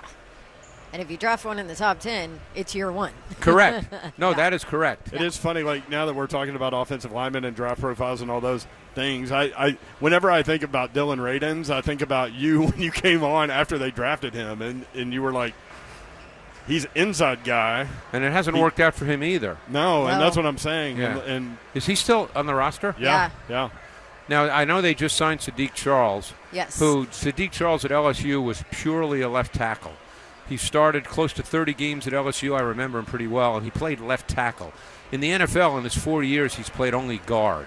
Yeah. So I don't know. Again, they just need competition. So for us to sit here now in the middle of March and decide what he is pointless. Well, but the point is they need competition on the O-line. Right, well, and he started games last year. He's been injured a lot. His That's whole the thing. career. Yeah. But he started some games, right? But, Yeah, you take a chance but he on started him a guard. and you hit, though? He started a guard. Okay, that's good to know. But to Don's point, 1 year, $2.5 million. I mean, you cut that guy tomorrow; it doesn't matter. Right. But you do need bodies. They need competition. That's where it starts. Look, everybody wants 5 All-Pros. It's not going to happen. So you need competition. You need to, and they'll draft guys, and they might even not be done in free agency. There'll be other. And obviously, at this point, free agency, anybody you sign on the offensive line is not going to be a surefire starter. But they need competition. And look, they believe they have a great coach, and they do have a great coach in Bill Callahan. So I'm sure they feel, you know the way a lot of this stuff works, and then we can get to some of the other guys. The way a lot of this stuff works is when a new personnel department comes in, they liked certain guys coming out of college. They might have this group might have liked Sadiq Charles coming out, and they say, you know what? Okay, let's sign him because we liked him when he came out of LSU, and now we have Bill Callahan. So let's see what happens. Yeah, that's true. Yeah, they've got Raiden Still, Brunskill, Jalen Duncan, Nicholas Petit-Frere, all those guys still in the mix. Petit-Frere is the most fascinating guy to me, but I know you want to move on and talk some defense here. Well, can you do one more segment? I can. I'm here. You looked at me funny. No. I love how you put him on the spot. Yeah. Like he's going to say no. I'm out of here because I don't like you. Yeah. You go hang out with Slay on the. Everybody keeps texting us like, I see Cosell hanging out with Dari Nokwa over there on the SEC set. Big time. By the way, I saw Slay like during the break. I walked around the entire arena. Just to did you see him on Feinbaum? I did. And I yelled at his back was to me. I was like, Slay Dog. And he turned around. What's up, man? Oh, it's you. What up, Yor? Because everybody's hitting him up for like pictures and autographs and things he was wearing that big Tennessee chain, which I noticed he took off pretty quick. Yeah. Yeah. And Eki Bop's over there helping him out with security, I think. So that's a good job for him. Taking pictures of him. All right, when we come back, Tony Pollard, Kenneth Murray, and we'll go from there. Okay. Got it. All right, let's do that. 3HL 104.5 The Zone.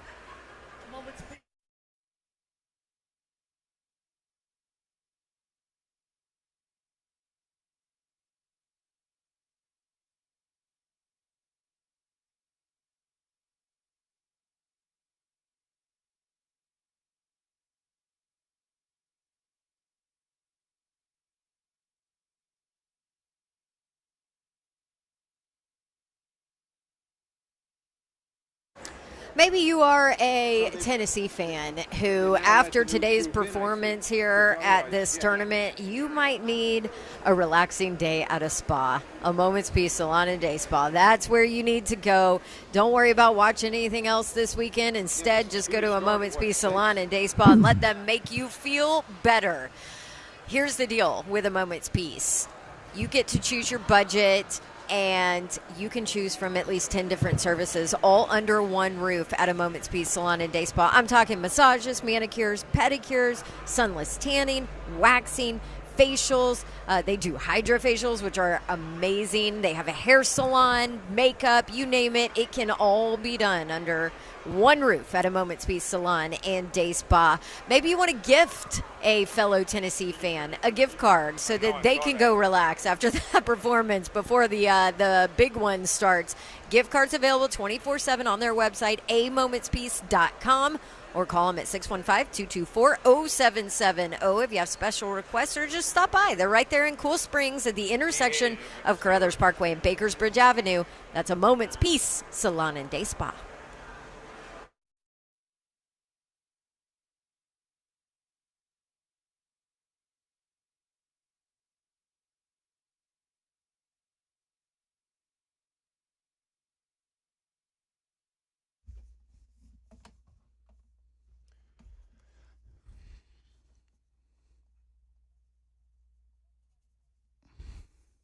Fourth quarter just got underway in the boys 2A semifinal. Good afternoon. I'm Lucas Panzica. Douglas leads Whites Creek 42-31 with 7:24 to play, fighting for a spot in the 2A state championship game where the winner will await the victor between Alcoa and Ripley. That game slated for tip-off 15 minutes after the conclusion of this one. Designate a sober game plan. If you've been drinking, don't drive. Fans, don't let fans drive drunk. Brought to you by the Tennessee Highway Safety Office, a division of the Tennessee Department of Safety and Homeland Security.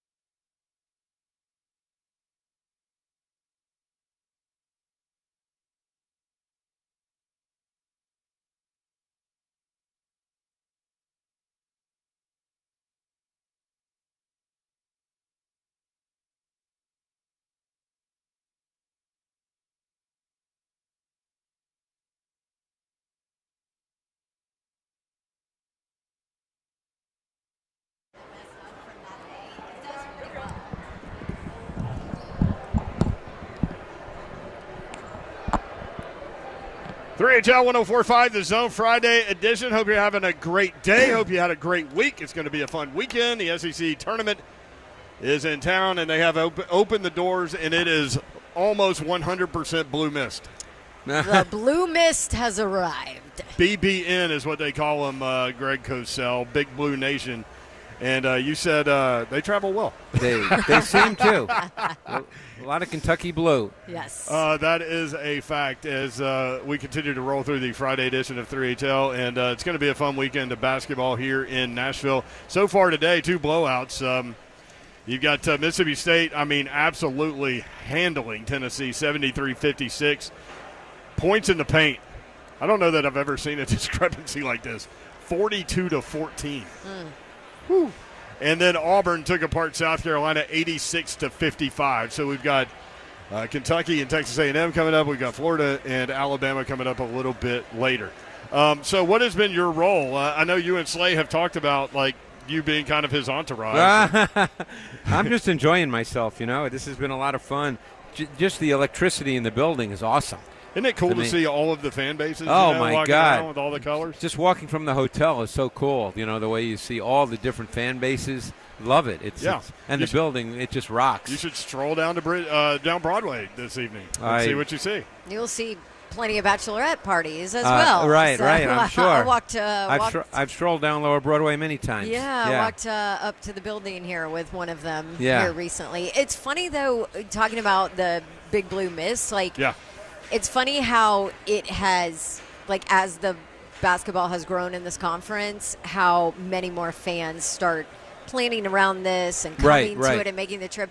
We used to joke, 6 years ago, it was just the Blue Mist coming in. Kentucky fans would buy up all the tickets. You wouldn't see a whole lot of other fans, maybe Tennessee, but now, we see everybody. I was down getting a bite to eat before the Tennessee game in the media dining area or whatever. Mm-hmm. And so I was sitting at this table, and I was trying to figure out these 3 people were talking. They were TV people, and they were talking about where they were from, or they were just talking about Nashville. I was trying to figure out where they were from because the one guy was like, I'm ready to go. I'm ready to go home. And they were like, yeah, we leave as soon as the team leaves, right? And he's like, yeah. And he goes, I'm ready to go. I hate Nashville. And I'm like, what? I go, dude, you're literally the first person I've ever heard say I hate Nashville. I don't know how you can hate Nashville. Did he say why? Do you know where he's from? Lexington. Oh, shocker. I'm dead serious. 615-737-1045 at the RHL 1045. Always the Twitter. Hate. Greg Cosell, the best film evaluator in football, NFL films, NFL matchup, is with us live at the table. You mentioned before the break something I thought was interesting because I had brought this up on the show before in terms of OLJ, offensive line Jesus, Bill Callahan.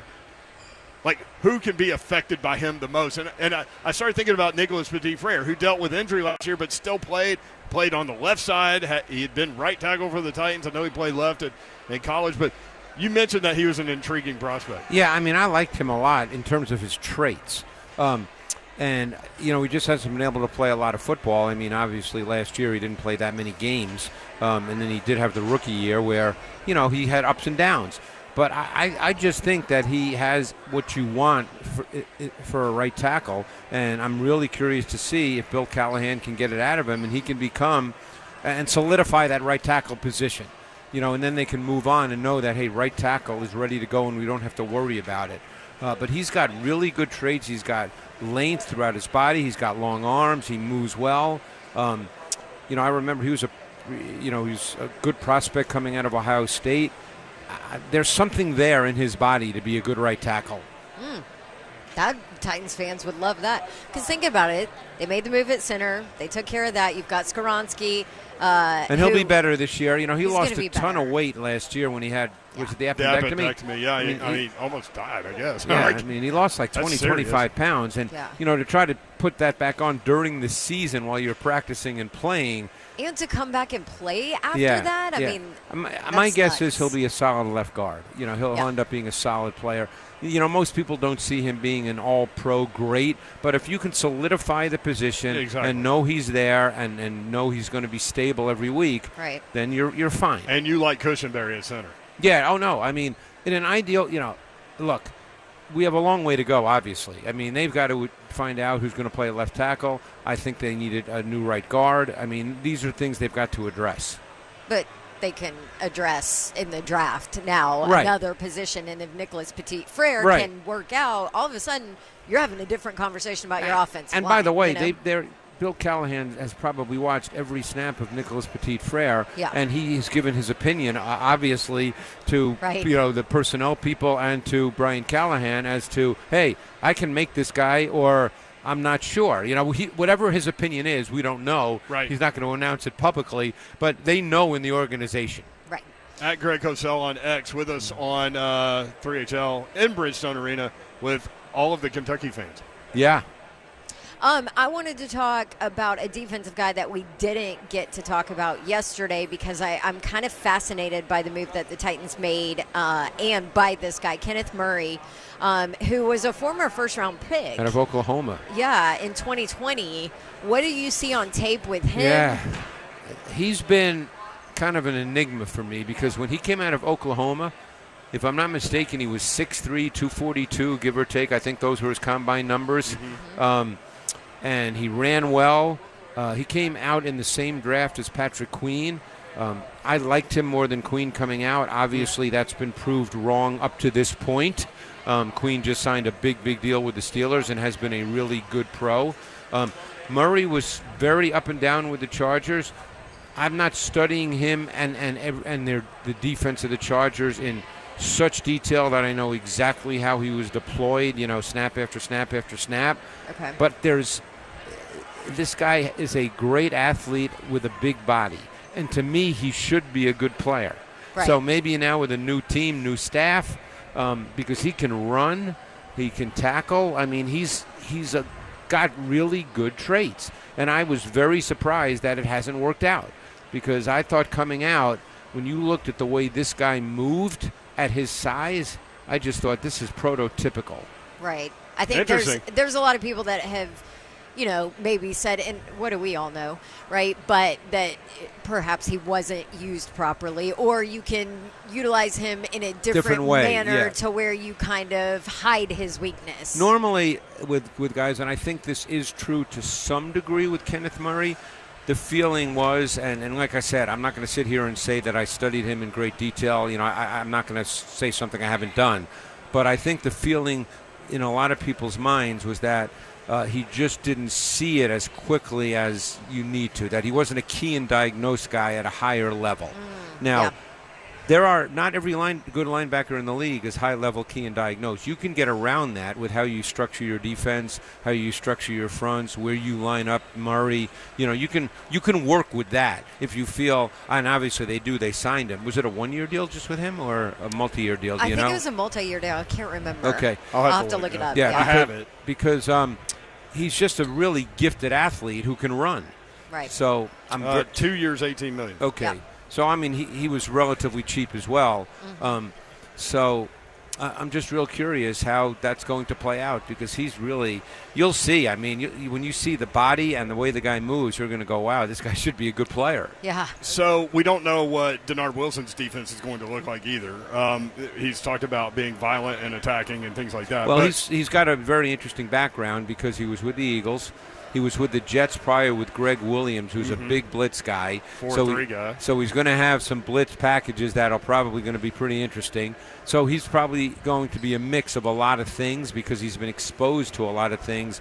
But I know when he was in Philly, I heard great things about him. Yeah, it seems players speak really highly I was of him. fortunate enough when he was with the Jets to sit in at training camp to one of his defensive back meetings. He was the defensive backs coach. Cool. Yeah. And he was really good, really good. So the Titans are going to host linebacker Jerome Baker. Do you know much about him? Oh, yeah. Okay. Jerome what do you think about him and potentially matching up? Well, now you're getting next to what's interesting here is you're increasing the athletic quotient of your defense significantly because Murray can move, Baker can run. You're saying those two guys can move better than Jack Gibbons? It's not a matter of moving better. I mean, last year it was basically Gibbons and Alshire, okay? Yeah. Right. And Alshire made all the tackles. And with Murray, and if they were to sign who'd you Jerome Baker. Jerome Baker, right. If they were to sign Baker, and who knows, you'd have two really fast linebackers because Baker's an athlete. And he played well in Miami. I mean, it's not, look, that's the nature of the league. Sometimes you can't sign, all your players. You can't bring them all back. We know that.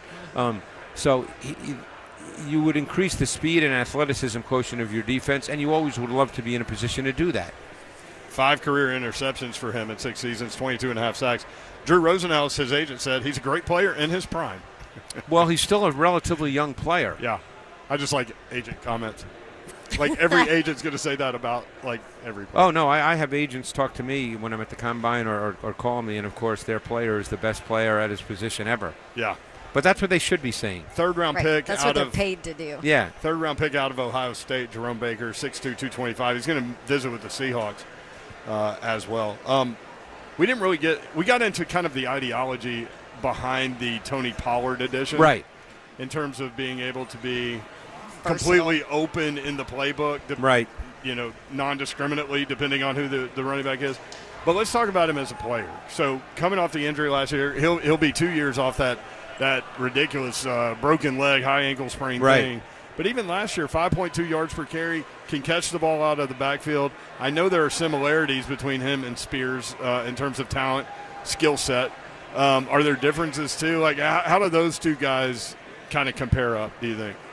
They're probably relatively similar. Yeah. I mean, Pollard does have some explosiveness to him. I mean, now, again, on offense, you want to do that too. Ridley, Pollard, you're trying to get more explosive on both sides of the ball.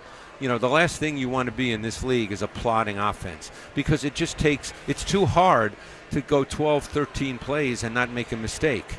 So you want to have the ability on offense. Pollard can do that. Spears can do that. Ridley can do that. And now it gives you a lot more options and the ability to do more things and pressure the defense and stress the defense in far more ways. That's what you're trying to do.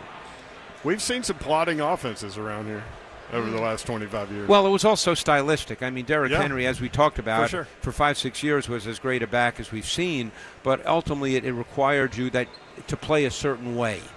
Now, that way did prove successful. I don't want people to think that was a bad thing because, as we've discussed, there were a couple of years there where they scored, 30 points or close to 30 points a game. So it did work.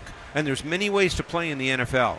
But there's no question that if a team had its druthers, they would like to have a more multiple offense, a more diverse offense with players that can line up in different spots. It stresses defenses in ways that, look, the reality is the Titans were very good with Derrick Henry, but tactically that didn't stress defenses. They were just really good at that particular thing, and the back was really good. Yeah. But that didn't really stress defenses tactically. Right, as far as game planning Right. and figuring out how to stop, So yeah, you've said that actually. Like, we're not surprised that Derrick Henry's going to get the football, and we don't know who Derrick Henry is or what he is. So, right. Like, yeah. I mean, everybody knows. You just know. and he was so good, and that's the way they played, and they had some success. Yeah, they did. And the word that I've heard is modernize the offense. Yeah, so I think a lot. Look, we've seen this year that running backs have gotten paid a bit. It's still not a large number relative to the increase in the salary cap, so it's not as if that number exploded. But normally the backs getting paid are backs that can do more than just carry the football. Pollard, Barkley can do more than just run the football. Josh Jacobs can do more than just run the football. Aaron Jones can certainly do that. So, I think the feeling now is that you don't want to just have a back who's an I back, essentially. I want to hit real quick on the Titans defense because obviously we talk a lot about the offense, how it's going to look different and all of that. What do you feel like the Titans were lacking the most last season when, especially towards the end there, when you're trying to break down that tape defensively? Back end. I mean, do they have McCreary did okay. I think he's a solid slot corner. Yeah. I think you feel okay with him in the slot. Yeah. But that's what he is, in my opinion. Okay. So, and now Awuzie comes in. So now Awuzie is physical corner. Start at one corner. The question is who's going to play the other corner. What if they got L'Jarius Sneed? Well, then they'd be pretty good at corner. I mean, taken care of. Yeah, huh? that would be taken care. That's another physical guy too. Yeah, they need another safety with Hooker. Obviously they've signed Murray. They'd love to get another linebacker. We just talked about Baker. That would really help. Yeah. But their back end last year was tough. Dismal, yep. And you know what? In this league, look, you can always create pass rush with pressure. You can always create pass rush. The problem is it's really hard to cover up bad corner play. There you Good go. point. There he is. He's Greg Cosell. Greg, have fun in Nashville, man. I am having fun. 12:30 Club is a good spot up there. And how would you tell Slay to take you afterwards. Oh boy. Oh boy. No, that's Justin Timberlake's restaurant. It's really good. Oh, okay. I didn't know what you were saying there, so I didn't want to, Oh no, we don't have it. There's not a whole lot of those clubs around here. Don't worry. I don't do that anyway. Yeah. No, it's really good. Yeah. All right, we appreciate the time, man. Good to see you. Yeah, Live great in seeing person. you guys. Yeah. All right. Have fun. When we come back, I'm told that Mike Keith made Calvin Ridley cry during his interview. We're going to play that next. 3HL 104.5 The Zone.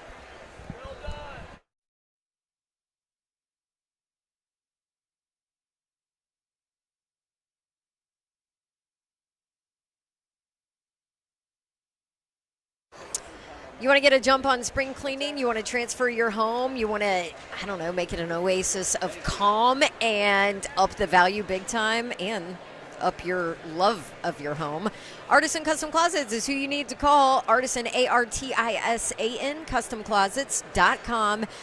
They can do everything. Your closet, your garage, your home office, your pantry, your mudroom, your laundry room. They can organize every single place in your home. Custom storage solutions available, and they have options for every single budget and every annoying part of your house too. Let the local team at Artisan help you get rid of clutter. Meet your certified senior design consultant.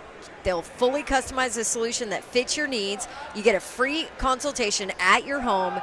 Then you get 3D plans that lay out your options, cost, and installation process that takes less than a day, and boom, Artisan makes it easy to create calm. Call my friends at Artisan Custom Closets, 615-800-2199. That's artisancustomclosets.com.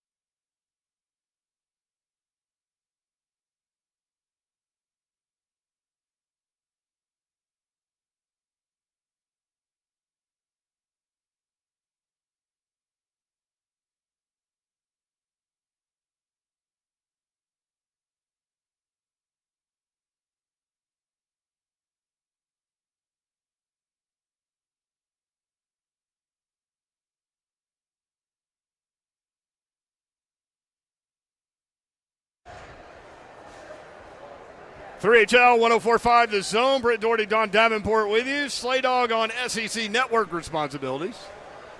I walked by him during a break where he was getting ready to talk with Paul Feinbaum. Eggy Bop was over there, just kind of, I don't know what, doing social media. Taking pictures. Yeah, doing social media, but also probably trying to make sure Slay Dog was good in case somebody tried something weird. Yeah. So far today, a couple of blowouts, and let me pull it back up. There it is. Tennessee lost 73-56, and it wasn't even that close, really. I mean, it hung around that number forever. But Mississippi State handled the Vols. It's not like it was 8 and went to 17 at the end. They did cut it to 12 at one point, but that was it.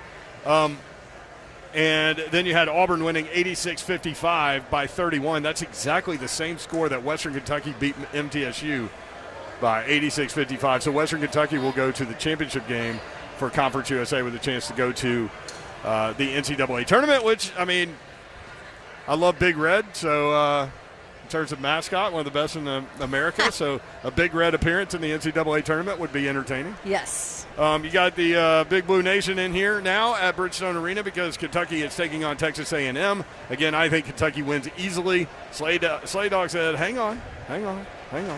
I just think Kentucky's playing at such an offensive level that Texas A&M's not going to be able to score with them. That's kind of where I am with that one. And then Florida and Alabama coming up tonight. I don't know. Auburn's going to win it all, so it doesn't matter. Listen to you. So here's an interesting clip that we have for you, thanks to Mike Keith and Titans Radio, the OTP. That is their podcast. So download the podcast where you get your podcast, rate, review, subscribe. And Mike Keith sat down with Calvin Ridley today. And Calvin Ridley, you can really see it in the video, but we're going to play the audio of this for you. And this is just a snippet from the interview. So, again, you'll want to go to the OTP. But Mike Keith talking with Calvin Ridley, and Ridley gets really emotional as they show Ridley his pre-draft interview with Mike Keith from 2018. Check this out. When you answer the phone on April the 26th and that team says, you're our guy, what's going to go through your mind? To be real honest, I don't know. I mean, the feeling I got right now is like every day the draft gets closer, I get this little feeling inside. And it's like, man, so I honestly don't know. I mean, I'm going to say thank you, and I can't wait to be there, obviously, but I really don't know how I'm going to feel or what I really am going to say. I'm just going to be, it's probably going to be so much. I don't know. Who is the person in your life you're going to be happiest for at that moment? My mom, because I'll be able to, I mean, she'll be able to do things that she'll be able to get a house. She can get a nice car. Just to be able to see her smile and make her feel better and know that she raised a great son and he's going to take care of her now. And, my mom, really, I want her to be very proud. That almost made me cry. Did it really? Did it? Yeah, I was about to say turn that off. Aww. That part right there, yeah, it's good, though. That's all right. Yeah. Why'd that make you so emotional? I don't want to talk about it. I just don't want to cry. Yeah. That's it. I don't know. It's good. It's really good. You've lived a lot of life in the 6 years since Yeah, there. you know what I'm saying? And you don't have braces anymore, but your teeth are perfect. Yeah. Well done. It really worked. Man, though, it's like, dang. You know that guy? I do. That's really a good guy right there. That's a really good guy right there. What would you tell that guy that would help him for the next 6 years to make him better or maybe not make certain mistakes or whatever? I always think that's interesting because we don't get to show those to guys very often. At that time, we did them with everybody who would take visits. And the only way they aired is if we picked the player, so nobody's ever seen that. So what would you tell that guy? I'll tell that guy, you're the coolest person in the world. For real. I don't know. That's good, though. I mean, that's good stuff. You were a first-round pick, and it turned out to be a very good thing. Got to take care of Mom. And here you are in the NFL, and you're a Tennessee Titan now after being a free agent. And you've got a contract that is obviously very special. and you've earned it. You got to be proud of this moment. We're so happy you're here. Didn't mean to hit you that way. Just thought it'd be fun to take a look at it.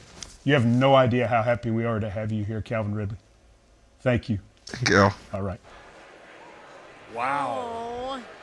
Man, that reminded me of Roy Firestone with Rod Tidwell and Jerry Maguire. Yes. I'm not going to cry. TP. Not going to cry. You're militant, but I ain't mad at you. Or whatever he said. I don't know. My baby. Yeah, angry, but I ain't mad at you. Yeah, no. Man. Wow, that was good. Good job, Mike Keith. How about that? Let me say this. He went Barbara Walters on him. I thought Calvin Ridley and all of his stuff has been open and honest and great. I'm glad you brought that up. Let's hear from Calvin Ridley as he met with the media today. He talked about why he chose the Titans.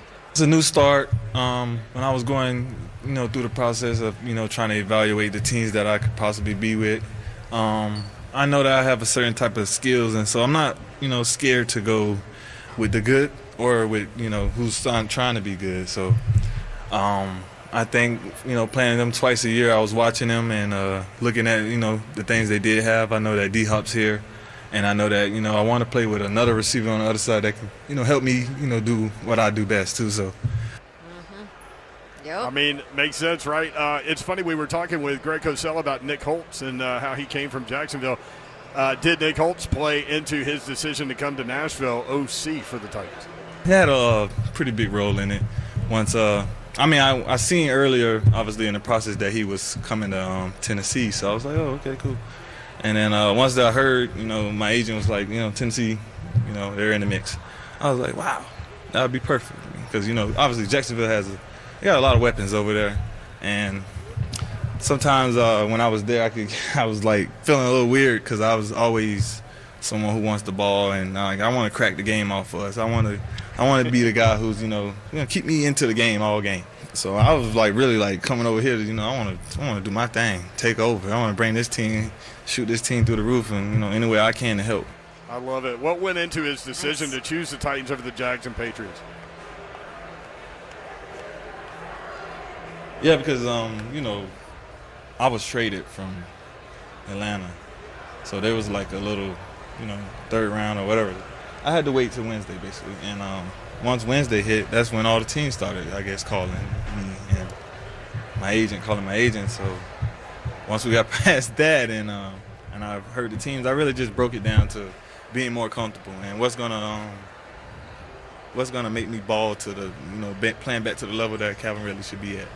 And I chose here. I chose here. I just, like I said, I seen the plan, the vision. I broke it down with my family, and I said, hey, I ball anywhere. Calvin Ridley meeting with the media today. I liked it. It was, if you can find the entire thing somewhere, it's worth listening to. He at one point said, this is going to be a hard interview because I'm really honest. So. Yep. That kind of tells you where he went during that thing. But appreciate y'all listening. Refreshing. Appreciate all the participation as always. Hope you have a great weekend. And what's coming up, Zeph? That would be the next couple games of the SEC tournament. There you go. SEC tournament on 104.5 The Zone. Kentucky, Texas A&M next. Have a great weekend. Love y'all. Good night. God bless. See ya. Wouldn't want to be a War Damn Eagle? War Damn Eagle, baby. Atta girl.